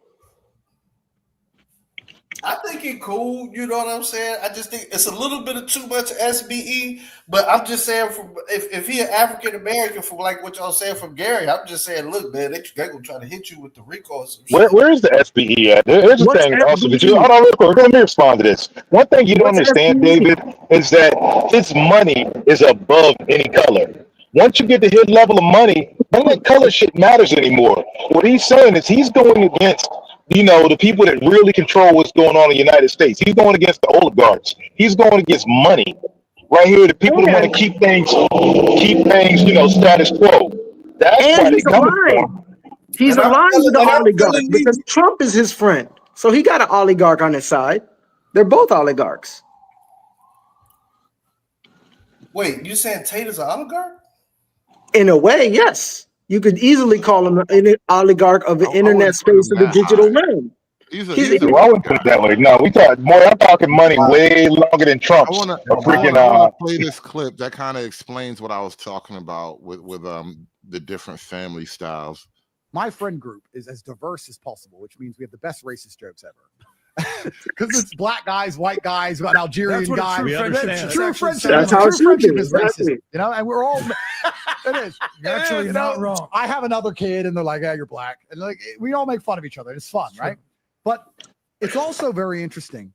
There are key ideological differences that we're not allowed to address or talk about. That's what I was saying. Important for a society.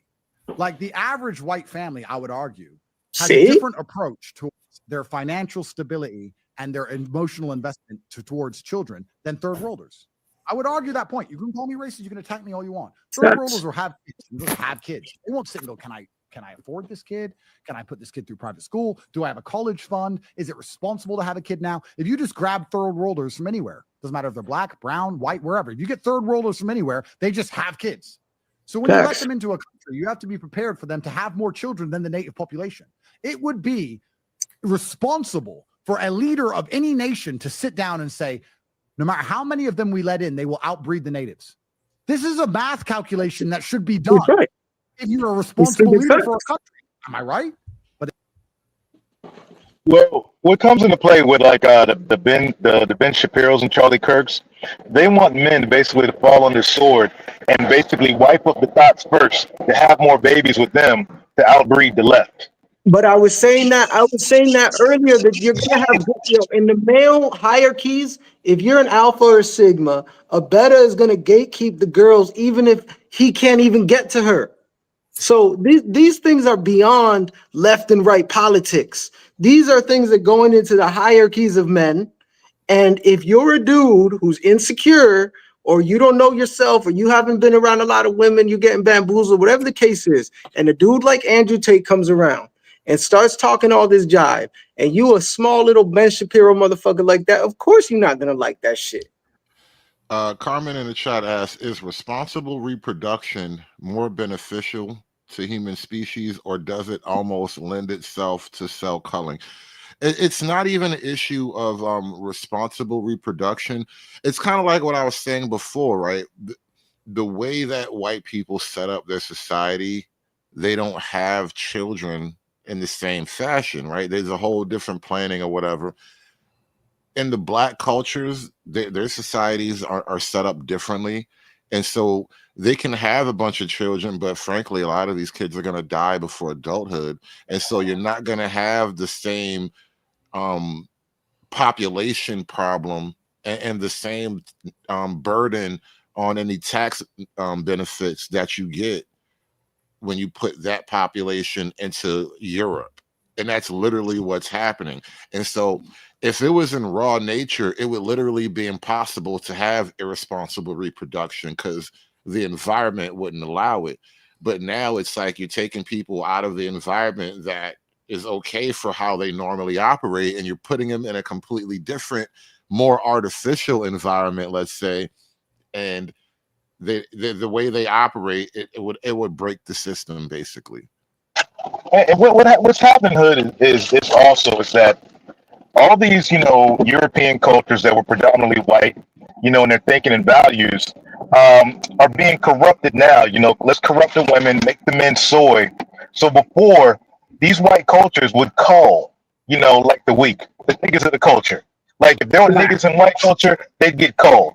But now we're in the Muslim world is basically just pushing out their niggas out and sending them to Europe because they know all the shit they're doing in Europe would not fly.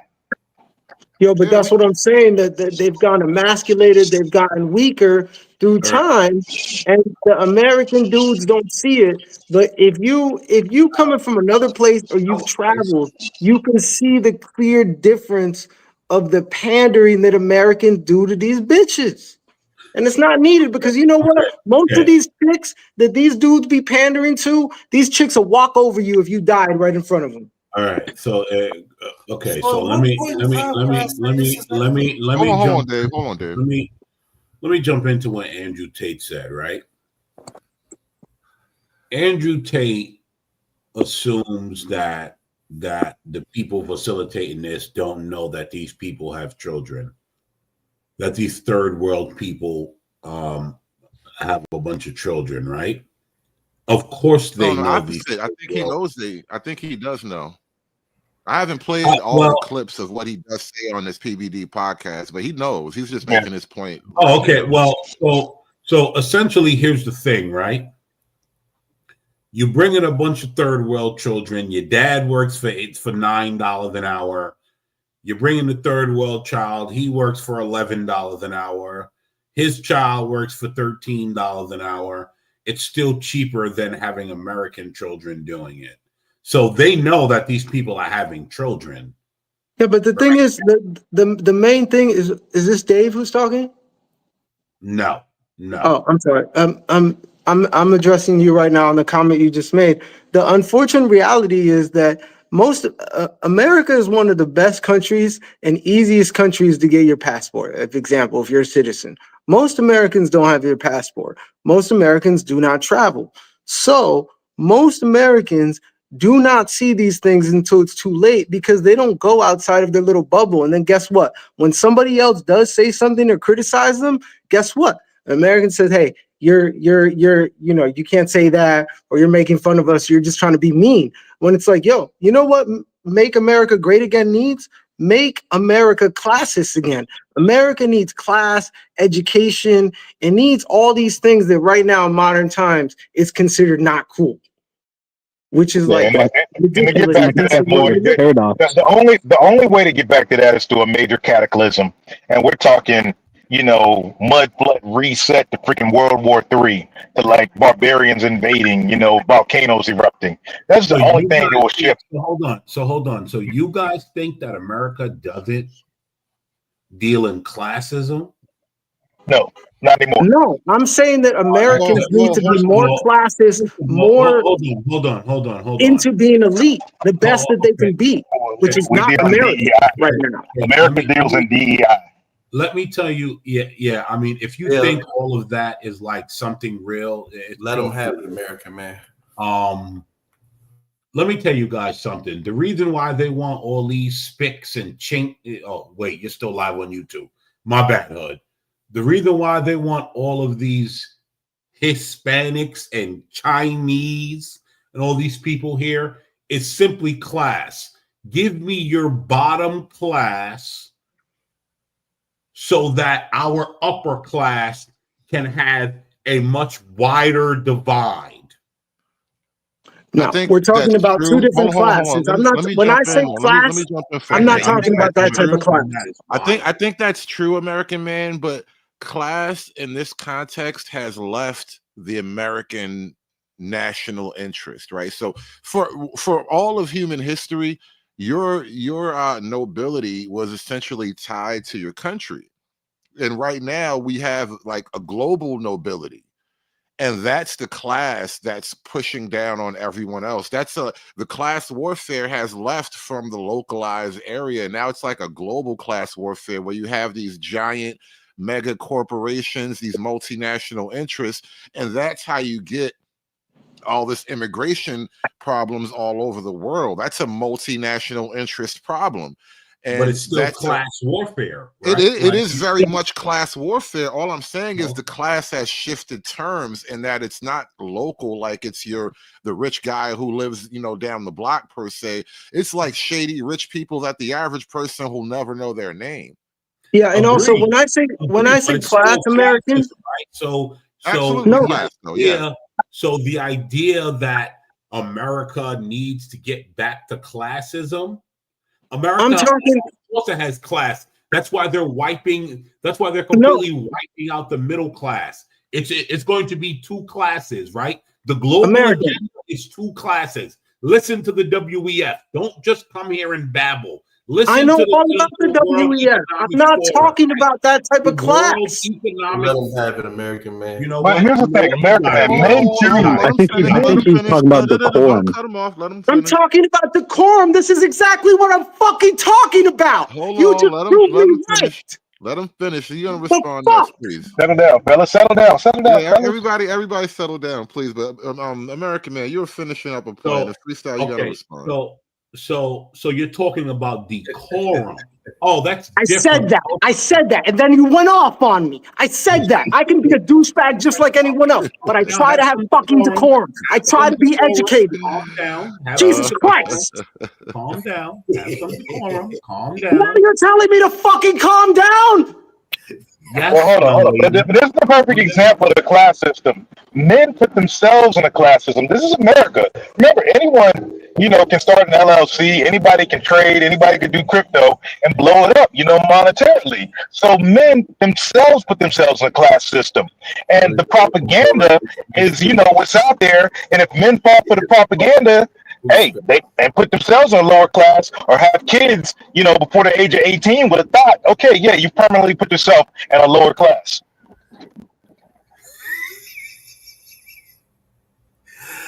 Oh man, there's these new clips on YouTube. It's called motivational speech, and they just be saying that. And they be making Yo, fun did of he that. just rage quit? Nah, I think his server got fried, man. Maybe He he was- did. Anyway. I wanted to. Just Let's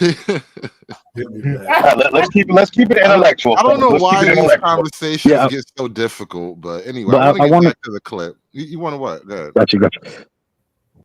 No, you Yeah, can say- I wanted to bring up a paradox that I don't think has been addressed with people are talking about like the white man or the American or the European man has been pretty much become soy and they can't fight back.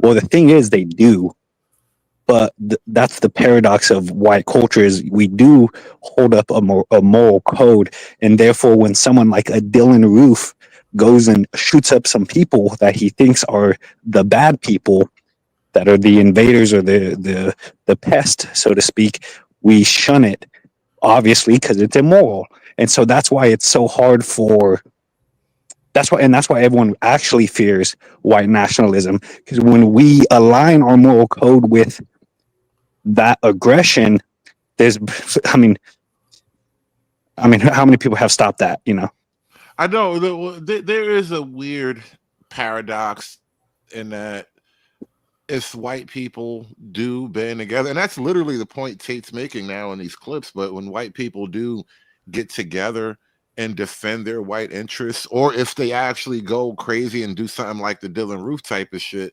it goes against what white people's morality even is. It goes against Yep, white exactly. morality to kind of do the things that are needed to do to defend white interest, on top of all the weird media propaganda and all that shit, right? And so, because it's one thing to like say, all right, Dylan Roof is obviously a little nuts, we're not going to own that, but it's a whole other thing when it's like there was a guy recently during just before the election. Some guy had his child killed in some event. His kid got shot by some black kid or whatever. And it was a white guy and his, white husband and wife.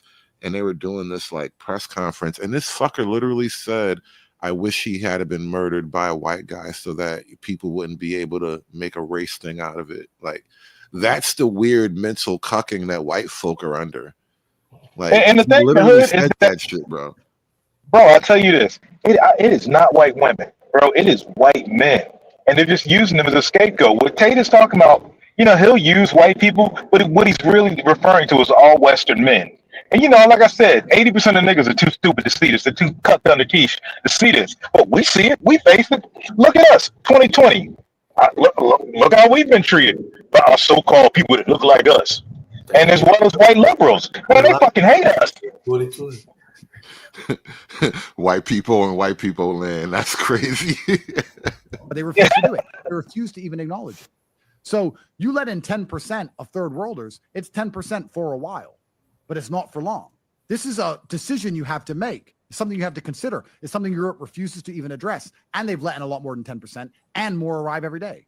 I think 1,200 people arrived yesterday on boats in England. I saw on Twitter. So it's nonstop. The only possible end result is the absolute replacement of the native population, which then begs the question, is a country a place on a map and a name, or is a country the people who live in it? Because I would argue that if you replace all the British people with people from somewhere else, it doesn't become Britain anymore. You see, the right wing, the conservative movement, whether it's in America or Britain or Australia or Canada, they don't want to have that conversation. They don't want to fight that fight, rhetorically or literally. They just don't want to do it.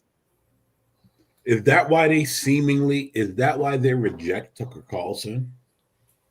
Yes, because Tucker Carlson. Look, I keep talking about this. Tucker went over there and he was talking to Piers Morgan, and he was saying, like, technically you guys won World War II, but it doesn't look like you guys won a major war. It looks like all the other people here took over. Like, how does that happen?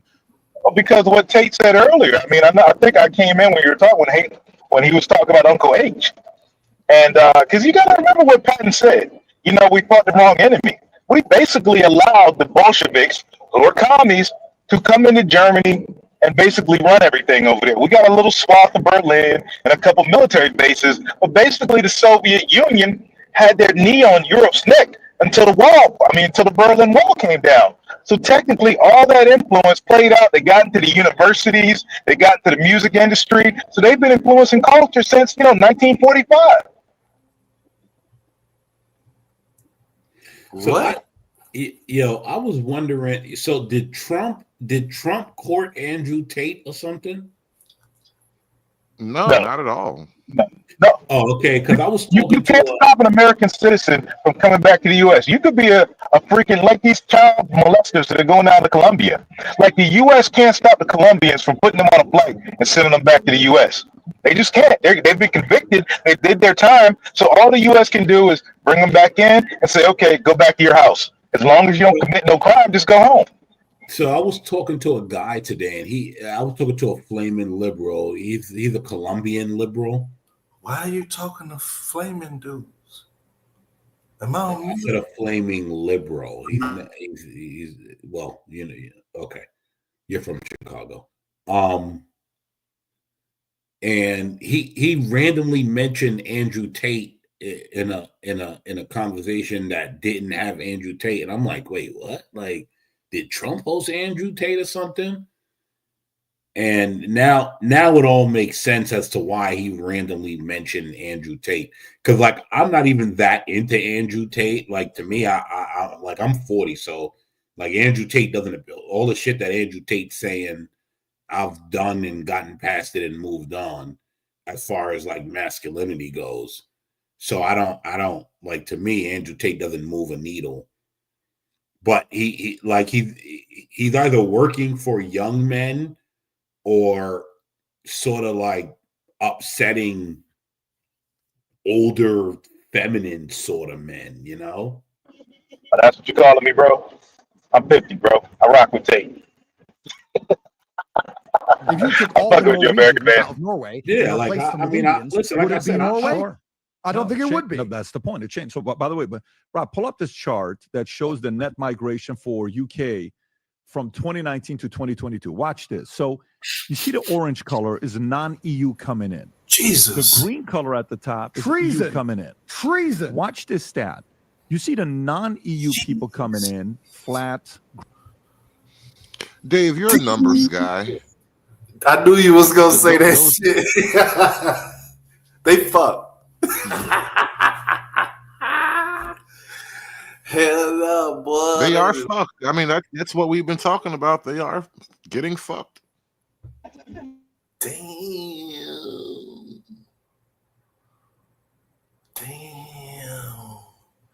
Oh, so he running from that.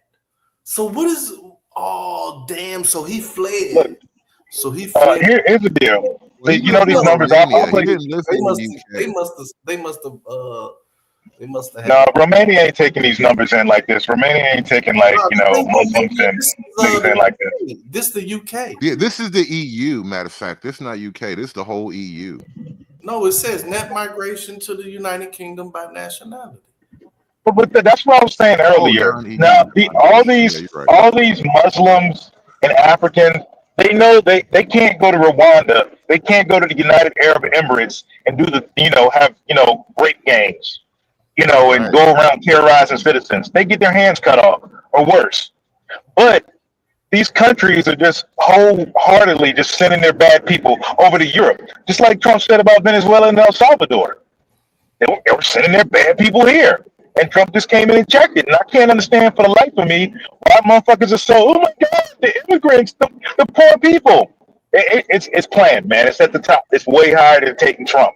What's going on with this bullshit?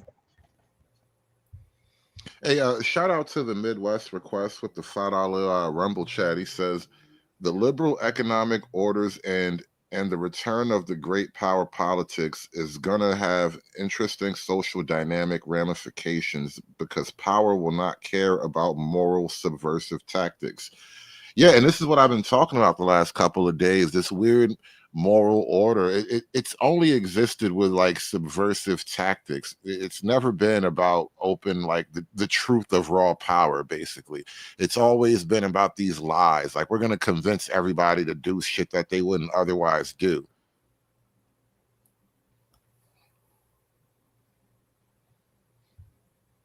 Yeah, Well, like, isn't that the greatest trick of and then look what happens. World War II? 2020. Hold on, say that again. Isn't that the greatest trick of World War II? Is now you can no longer question Jewish power? Well, yeah, I mean that comes up on this Tate podcast too. I think that'll be the last clip we pull up here, but that is kind of where it all stems from, right?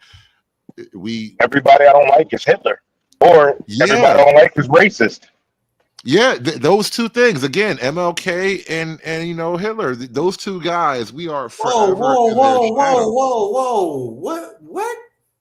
What? Put your tampon back in, Dave. Why's you putting MLK with Hitler, bro? What the fuck are you talking about? Yo, it's over your head, stuck Dave. in their shadow. Dave, I've made that fucking analogy several times throughout this show. Like Why is it bother you? At least you say that shit for after Black History Month. Dave, it's after Black History Month. Is this a new? I said that several times. Did you not catch that until just now, Dave? Fake pastor.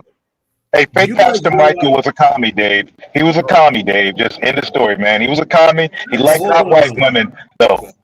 I rock with that. MLK with that. He liked hot white women. Doesn't understand. You know what? I shouldn't be surprised. Jesus Christ. Do you guys realize Dave doesn't understand context? No, I don't understand the context of saying Hitler and MLK and saying that they're the same. Dave, I don't know what the fuck. Dave, have you been following the conversation? Yeah, we're out of Black History Month. Fuck it, man. I don't. Dave struggles, y'all. Dave struggles. I'm gonna have to end the bounty. Yeah, you're right. I'm gonna pray for you, man. Jesus Christ. You do that, Dave. You do that. Thank you for that. Wait, I'm confused. Does he not understand? No, I don't want to understand that. Get me out of that shit. He's one of the individuals that Tate is talking about that still get upset when you say Hitler. If you say Hitler, oh, I'm gonna cry. He's the worst man ever. Like, who told you that? We've been told all our lives he was the worst man ever. I wasn't arguing. Hold on. I don't care. I don't care about what each man. I just said just leave Martin Luther King out of this shit. No. We're not. You don't understand the nuance, Dave. You don't understand the nuance. So here's each man. I just said just leave. Stalin. No, we won't. No, nigga, stop tone policing like a fucking hoe, bro. No, we won't. The great black savior who didn't save shit. Guys, why is it getting this far? Like, this is going far off the comparison of H-Man and Martin Luther King. Like, we've gone so far off of that. Dave, it's okay, Dave. And listen, it wasn't even Dave. Just to soothe your little soft feelings, it wasn't even a comparison of the two to say that they were alike at all. Okay. I'm saying that we are forever stuck in that moment in time. Okay. Fucking hell. Yeah, just no, Dave. You said that. Wait. No, Dave, just tap out on this one, Dave. Dave, tap out on this one, Dave. Dave, I need you to sit and just think about yourself for a moment, Dave. It was so unnecessary. Well, Hood, you said that. But Hood, here's the bro. I'm sorry. Here's the thing about what you said that. You made it clear why you were mentioning them in the same breath 50 times already. I know. Yeah, I brought it up. I'm the one who brought it up. Because Tate spoke about it, American man. Wait, I'm so confused. You got the lighter? Good, Trey. You say something? I was going to say that, like, Tate brought this up to whereas, this is the controlling we have of society. And, who was it? Oh, Mao, Stalin. They killed way more people than we've been told that Uncle H did. Yes, they killed way more. And it is a form of control and programming. But here's the thing, is also, if we look at a gentleman like Thomas Sowell was walking this earth at the same time as Martin Luther King. Look at the difference of outcomes. Why can't we say that? Okay, we're not going to have a MLK Day. We're going to have a Thomas Sowell Day. Because Thomas If- Sowell was too real. You can That's what I'm saying. You Yeah. can't have reality. You can't Yeah, we have the go back. true hardcore male rawness because this world hates that shit. But here's the thing: Thomas Sowell for some reason didn't experience, getting attacked by freaking German shepherds on bridges. Could it be that MLK, that was just controlled opposition and not what we were told to believe happened? Whereas if you just live your life like a normal American man, like Thomas Sowell did, now he gets to chill in his 90s and just probably chill with his grandkids and die But a you know peaceful what? death. That's part of that victim mentality. And I say it all the time because I grew up like, people thought I was of that, but I wasn't. And then I always be like, people trying to pigeonhole me because I was into other things. And it's like, I noticed quick that specifically inner city African Americans, they're very like pigeonhole. And if you do anything outside of like something that's gangster or violent or whatever, like that primal like negativity, then that low vibrational stuff, then that's not cool. If you're reading a book just chilling on a bench, oh no, you can't be doing that. That's some white people shit. You know what I'm saying? So it's like, but all that stuff at the end of the day hinders you. And once again, this is what I was saying earlier to American Man, and I was joking around and then my phone died. But what I meant to say by class is, in the traditional term of the word, is that Americans at core, at least modern Americans, right? My parents are the silent generation. So, and I'm 40 years old like you, American Man. What I'm saying is that at its core, our society right now, we don't value education. We don't value proper ethos. There's a lot of things that we don't value. And that's what I mean by class. I know people that are very poor that have more class than some Americans I've met, right? So when I say class, I'm not talking about our economic, social class. I'm talking about a decorum and how you behave. Even like Zelensky going to the White House in like body armor or whatever, Under Armour or whatever the fuck he was wearing. That shit is crazy, right? But that's the world we live in right now. The times of today, old money and all these things, class, whatever you want to call it, that stuff doesn't exist anymore. The average American, you got presidents eating McDonald's, glorifying that shit, thinking that's cool, right? So that's the world we live in. But if you bring that up to an American and you tell them something like that, they look at you like you're the bad guy when you're just trying to uplift them. Let me That's jump the world we live in. Let me jump in. I got a little station business here. Shout out to the Midwest request with the $1 Rumble chat. He says Dave MLK got a brick thrown at him in Chicago. That's true too. That's also some MLK history. And then also with 88-bit gamer, he says if I take a shit on a black guy, everyone gets offended. If a black guy takes a shit on me, they call it art. That's the problem. I want to finish this clip real quick, and then we're going to get to the last part of the show. 2023, the amount of people coming in every year from non-EU, so they're letting anybody else come in. Now, have you ever seen Dominik Tarczynski from Poland? Yes. Now, we were talking about the real influence in the world, so let's get to this clip here. They kind of had it out, I guess, on the show. So we're going to just get to this now. And everybody, as we're talking, let's try to keep my channel monetized in the future. I'm trying to build this damn thing up. Don't lose your minds here, gentlemen. So Trump has been very pro-Israel. And so he's been very pro-Bibi. Correct. And matter of factly, Tate. So do you think he's wrong on that, being so supportive of Israel? This whole Jewish question thing is actually an interesting one. I'm going to talk about this. This is gonna get me more trouble. How much trouble am I in? Let me count it. 80%. The Oregons are coming for you, Tate. Fucked. Right. T, we're going to jail. See? And that's what he said. He said, how much trouble we in? You see, we live in a snowflake world. Great for me because when I came out of jail, I did Piers Morgan, and I told Piers that what was happening in Gaza was a massacre. And this was on like October 9th, like 2 days after. You said genocide. Genocide. I said it was unfair what was happening. This was before it became like widespread. This is only a couple days after. And I was told not to say that. I was, that's going to get you in a lot of trouble. But that's what I believed, so I said it at the time. And there's a lot of people online who are fervently anti-Jew and are very anti-Semitic. And I know who these people are. And you know these people are, a lot of them. Sometimes, Kanye West. Yeah, well, so no, sometimes they have a point of view, and sometimes they just go way too far with it. So I think this whole argument is kind of two-pronged. The first prong is that there are people in the world who blame the Jews for absolutely everything. Can you pause it real quick, Hood? And these people Just think real quick. they worked I out just the wanna point secret of something the out. world, and they're Does anyone notice how the face of anti-Semitism has now become Kanye West and Candace Owens? Well, I think Kanye's owning it, but yeah, it is interesting. Also, Black people right? generally, it was Kyrie Irving. Yeah, Europa, like bro. notice, Once you watch Europa. But hold on. Pay attention. Notice how the whole Me Too started with all white men, and the face of it ended with R. Kelly and Bill Cosby and Diddy and Jay-Z. I don't know. It's a very interesting thing. And you know what? You know what all those people have in common? They all align themselves with an ally that wears a hat that's smaller than normal. Anyway, continue.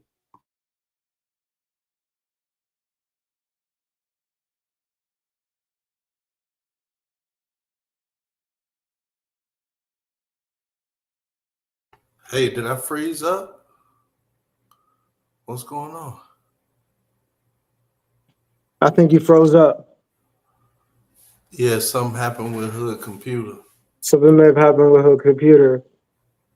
Well, we can talk about that part of the JQ right there. American man, it's not that, well, I'll say this. Because those people are melanated, the JQ gets polarized amongst them. Watch anybody watches the first hour of Europa, your mind is blown wide open. I mean, if you want to go on a field trip, go on a field trip to any camp over in Germany or Poland, where the ovens were supposedly were. And as soon as you walk in, you'd be like, "What the fuck? This makes zero sense." And then you add that to watching Europa, it's a wrap. By the time you get to episode 3, you can be, like a Nick Fuentes like supporter. Respectfully, that's another problem, man. Y'all niggas be watching too much TV. Yeah, you guys watch too much TV. Like No, but it's true, man. Read some books. all celebrity shit. Europa is not on TV, bro. You will not find Europa on TV. This is like dark web I stuff, be bro. listening, and like some of the shit y'all be saying, man, don't float in the real world. Because you're a normie, Dave. Nah, Exactly. it In the does real flow in world, the you're real a world. normie man. It does flow in the real world, and also you got to take into consideration, like what he just said. 2 things earlier, like that's what I was basically saying earlier. That American men in general, as far as the global community is concerned, we've lost our balls and we don't stand on our beliefs. Like as a man, like I'm not like. Okay, you could call it martyrdom, you could call it whatever you want, but technically you came into this world with some balls. Guess what? If you're authentic, you're going to be hated. It is the way it is. If you want to be successful, you're going to be hated. But a man, that's why, what is it? The SEALs, honor is the gift you give yourself, right? Your validation should come within. And if you're doing right things, I feel great every day that I'm in pure blood and I stood up those 3 years, 4 years, or whatever it was, right? Nobody gave me a prize, but every day I could get up, I'd be like, oh yeah, I did that, right? You high, bro? What? Are you high? Yeah, I'm I don't high. know why your image is upside down suddenly for some reason. I don't know why. But I will say, but yeah, I'm high. But I'm talking about real shit. I know. You They're like, probably damn, haven't I'm just heard my asking because it's like, okay, I hear where you're going. this when it comes to like this JQ and this Uncle H. Bro, don't you think the world would be a much better and different place if more men stood on their beliefs?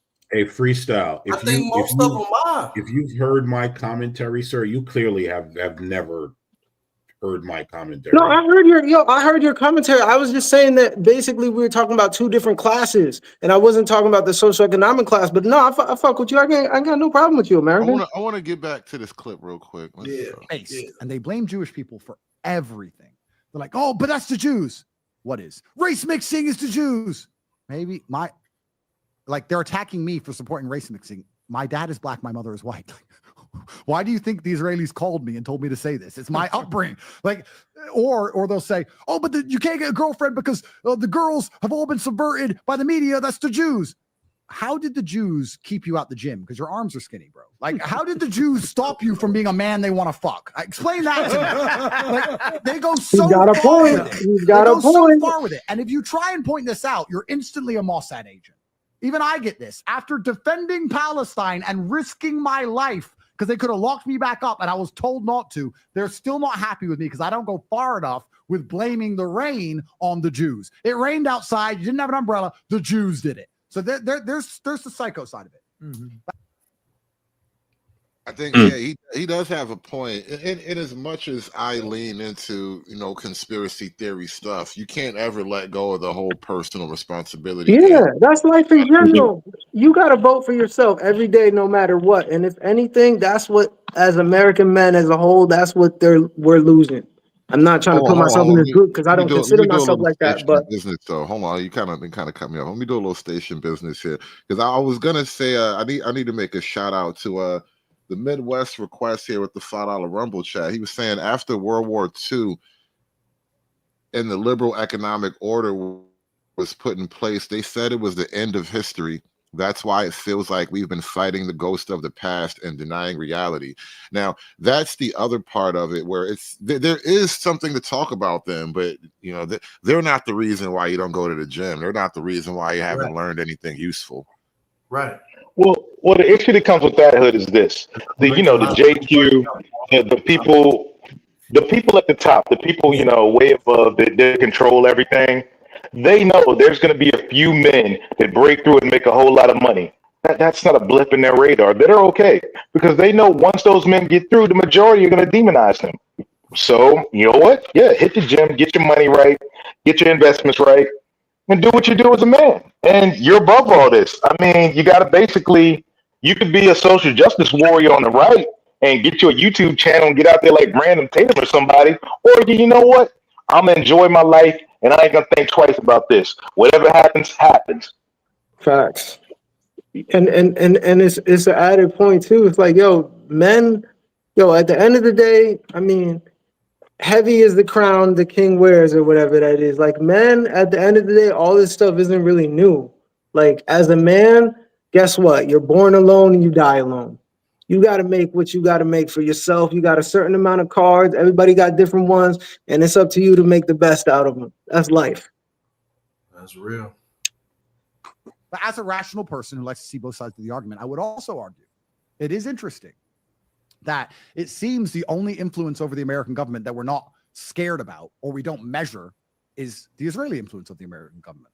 It seems they do have some control over the American government. They do lobby heavily, and nobody talks about it in a negative way. Whereas if the Chinese do it or the Russian do it, there seems to be a big problem. It doesn't seem to be measured when Israel does it, and nobody seems to be concerned by it. Now, whether that's a good or bad thing, you can get someone on more qualified than me to discuss. There's people more qualified than me. I would argue as a rational, intelligent individual that the American government should be pertinently aware of all influences that are put on it. Shouldn't you measure them? I'm not saying even stop them, but shouldn't you know? Because let me ask another question. This is a thought experiment. If you allow a nation to influence your nation and you allow it to happen unchecked, who's influencing the influencer? I don't know this at all. This is off the top of my head. Who says Israel's not being influenced by China, Russia, whoever? What I'm saying is they can be a conduit if you allow it to be unchecked. So I understand that Israel seems to be the only country that can influence American politics without being checked. I understand that. I understand that's strange. I agree that should be measured. That's true. However, to argue that the Jews are the only reason why you're a little bitch hiding in your house at home, that's also bullshit. There's definitely a lot of irrationality on both sides. That's what I would say about that whole subject. And I think that people should be more rational and approach it rationally. I think he's kind of being very delicate about it. I think he's trying to, soften people's expectations about what he would say. But he does raise a general issue that I kind of tried to raise in my own arguments, that everybody accepts, Black people have their own ethnic interest, and Latinos have their own ethnic interest, and Africans, maybe whatever ethnic group, Asians, they just had a Supreme Court case. Everybody has their own ethnic interest, right? Even white people have their own ethnic interest, but they're never allowed to talk about it because that's bad and racism and stuff. but we're not allowed to talk about the ethnic interest of this one group. And whether it's, you know, Israel or Jewish people, broadly speaking, that is the one conversation that's never allowed to happen. And it's a weird, it's having a weird retarding effect on everything else, and that it feels like you're unable to really properly understand the nature of what's happening, because you can put everyone else's variable into the equation, but you can't add this other variable into the equation. So now how can I trust the conclusion when I haven't inputted all the variables? Well, there's been a saying, right? I'll tell you, how's the saying go? I'll tell you who runs you by who you cannot criticize. But also, I would like to hear Shmuley's take on what Andrew said. Rabbi Shmuley? I call him an anti-Semite, and that's it. That's what it makes it. Rabbi Shmuley is going to just call him an anti-Semite. Hey, I got a comment on this. I want to hear his take. This is how I feel with when we say cut the check. Like, it's 2025. All that debating and asking for people's opinion. Well, what do you think about cutting the check? Cut that shit out. Go for what you gotta get. If a motherfucker against it, you ain't debating with him. You just push that motherfucker away and say Dave. That's how they move. You need to take some. Hey, Dave, let me tell you a little all of secret. that debating, winning people's heart. Fuck that shit. Let me tell you a little secret, Dave. God damn it, go for it. I'm going to tell you a secret. Anybody want to debate and say nay, don't even give them the air to breathe. We're gonna cut the check soliloquy. We're gonna have to wait. I'm going to tell you a little There we secret. go. Yeah, let me finish it. It was only 20 seconds. There you go. No. Hold on, Dave. I'm going to tell you a little secret, right? Keep your secrets to yourself, bro. It's the black people that you support that's undermining the check being cut. Who You know, support? He's I'll right take about it. that, Dave. I'll take it a step further.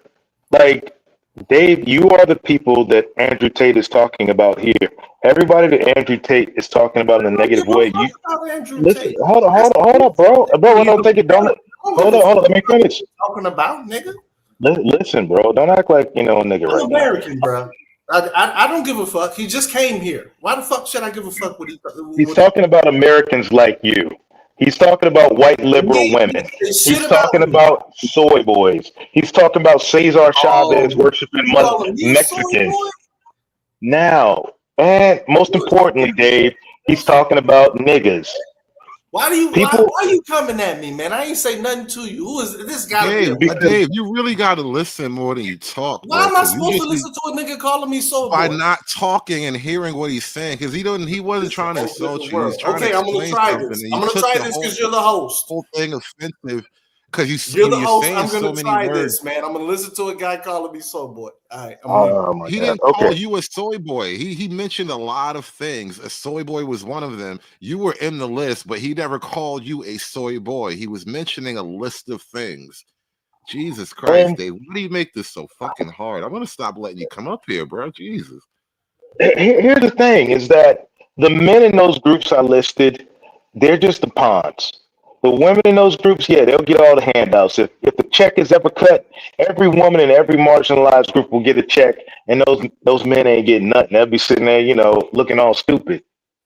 That, is he's talking about the handout community, and the men that cake for him, because it's only women that get these handouts. Just like that clip you played before about the child support that I sent them. Excuse me, the food stamps for single moms. Every marginalized group, every whole worshiping group, including on the right and left, these men will cake to the end for women. That is the problem with our society in England, over here, and it's starting to trickle into Africa and Asia. Facts. Look at the That's what birth I'm rates. saying. Yo, but for real though, it's unfortunate that in this country right now, like, if you're a white dude, it's harder to find a job. Like, you know what I mean? This fucked up. Like, you know what I'm saying? Like, that kind of stuff is like fucked up.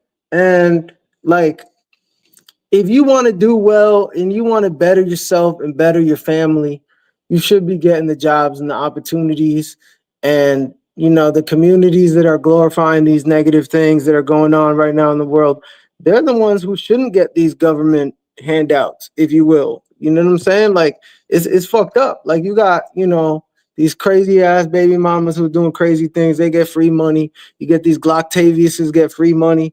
It's like, yo, come on, man. That's crazy. You're incentivizing the losers of society. That's not good for anybody.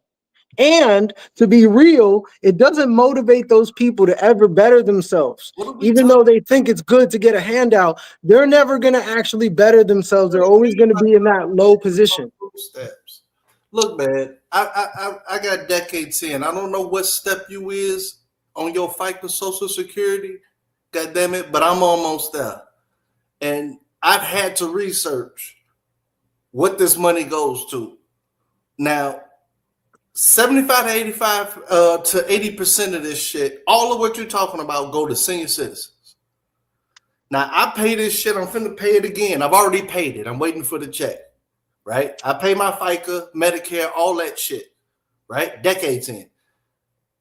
I don't give a fuck what you're talking about. I'm not sacrificing the senior citizens so they can be down in the streets. I'm sorry.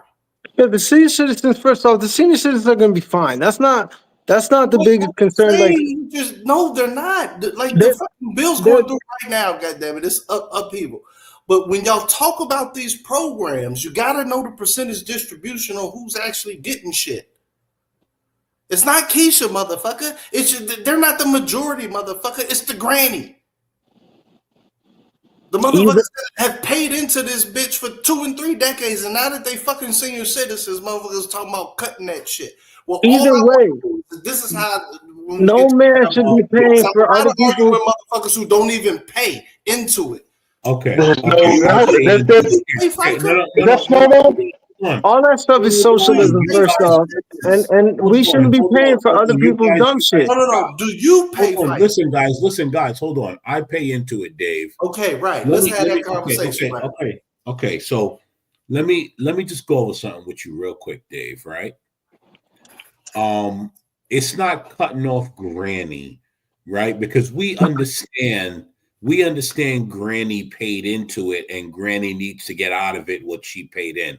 We understand that. Trump understands that. Elon understands that. They understand that, right? Okay. It's Keisha that's 25. Facts. Has not paid anything, and she's sucking the most. Yeah, it's true. Now, no pun intended. Hold on, no pun intended, because I didn't intend that. Right? And so she has to go to work and start adding to be able to get something out. No one's cutting off grandma. I understand. Right, as long as y'all can promise me that. Hold on, Dave. I understand. That's what I care about.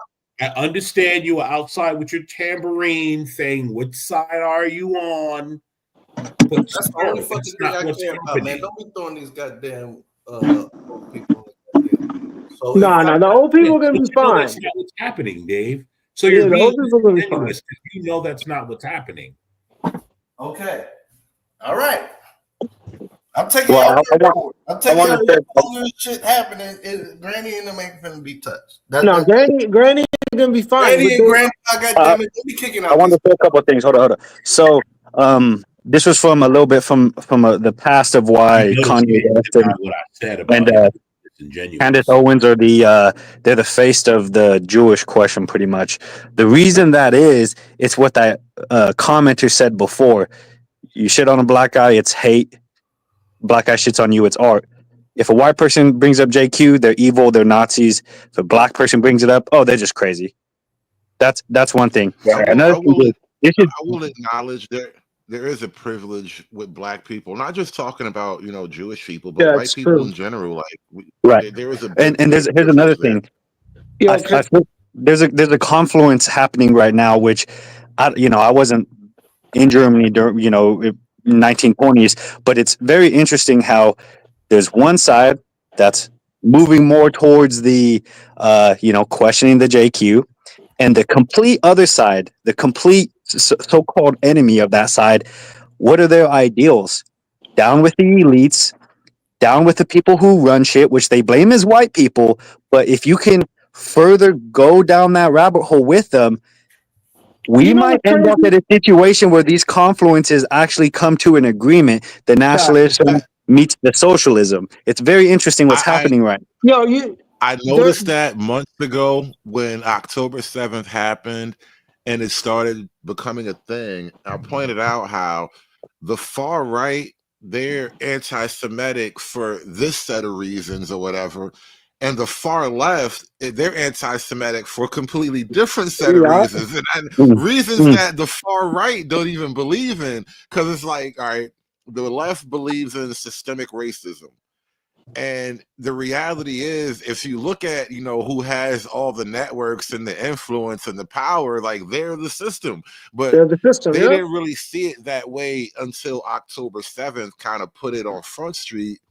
And even now, the left doesn't really address it in those terms, but they treat them, I mean, they call them colonizers. So, there's that. But That's crazy. it's ironic how they both sides have anti-Semitism on the extremes, but they'll never meet, as far as I can tell. Facts. Yo, Hood. So can I just point something out real quick, right? When a white person says hats, he's a Nazi. When a black person says hats, they're crazy.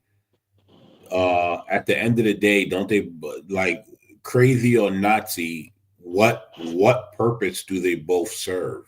Facts. Yeah, but it's crazy out here. I went to a smoking lounge in Brooklyn. But hold on. Do they serve the same purpose? Yes or no? Yeah. I don't know. That's all I want to know. Okay. If they serve this same purpose, I went to a place and there was a dude who worked for he was somewhere from South America, right? And he worked for a dude. The dude was white.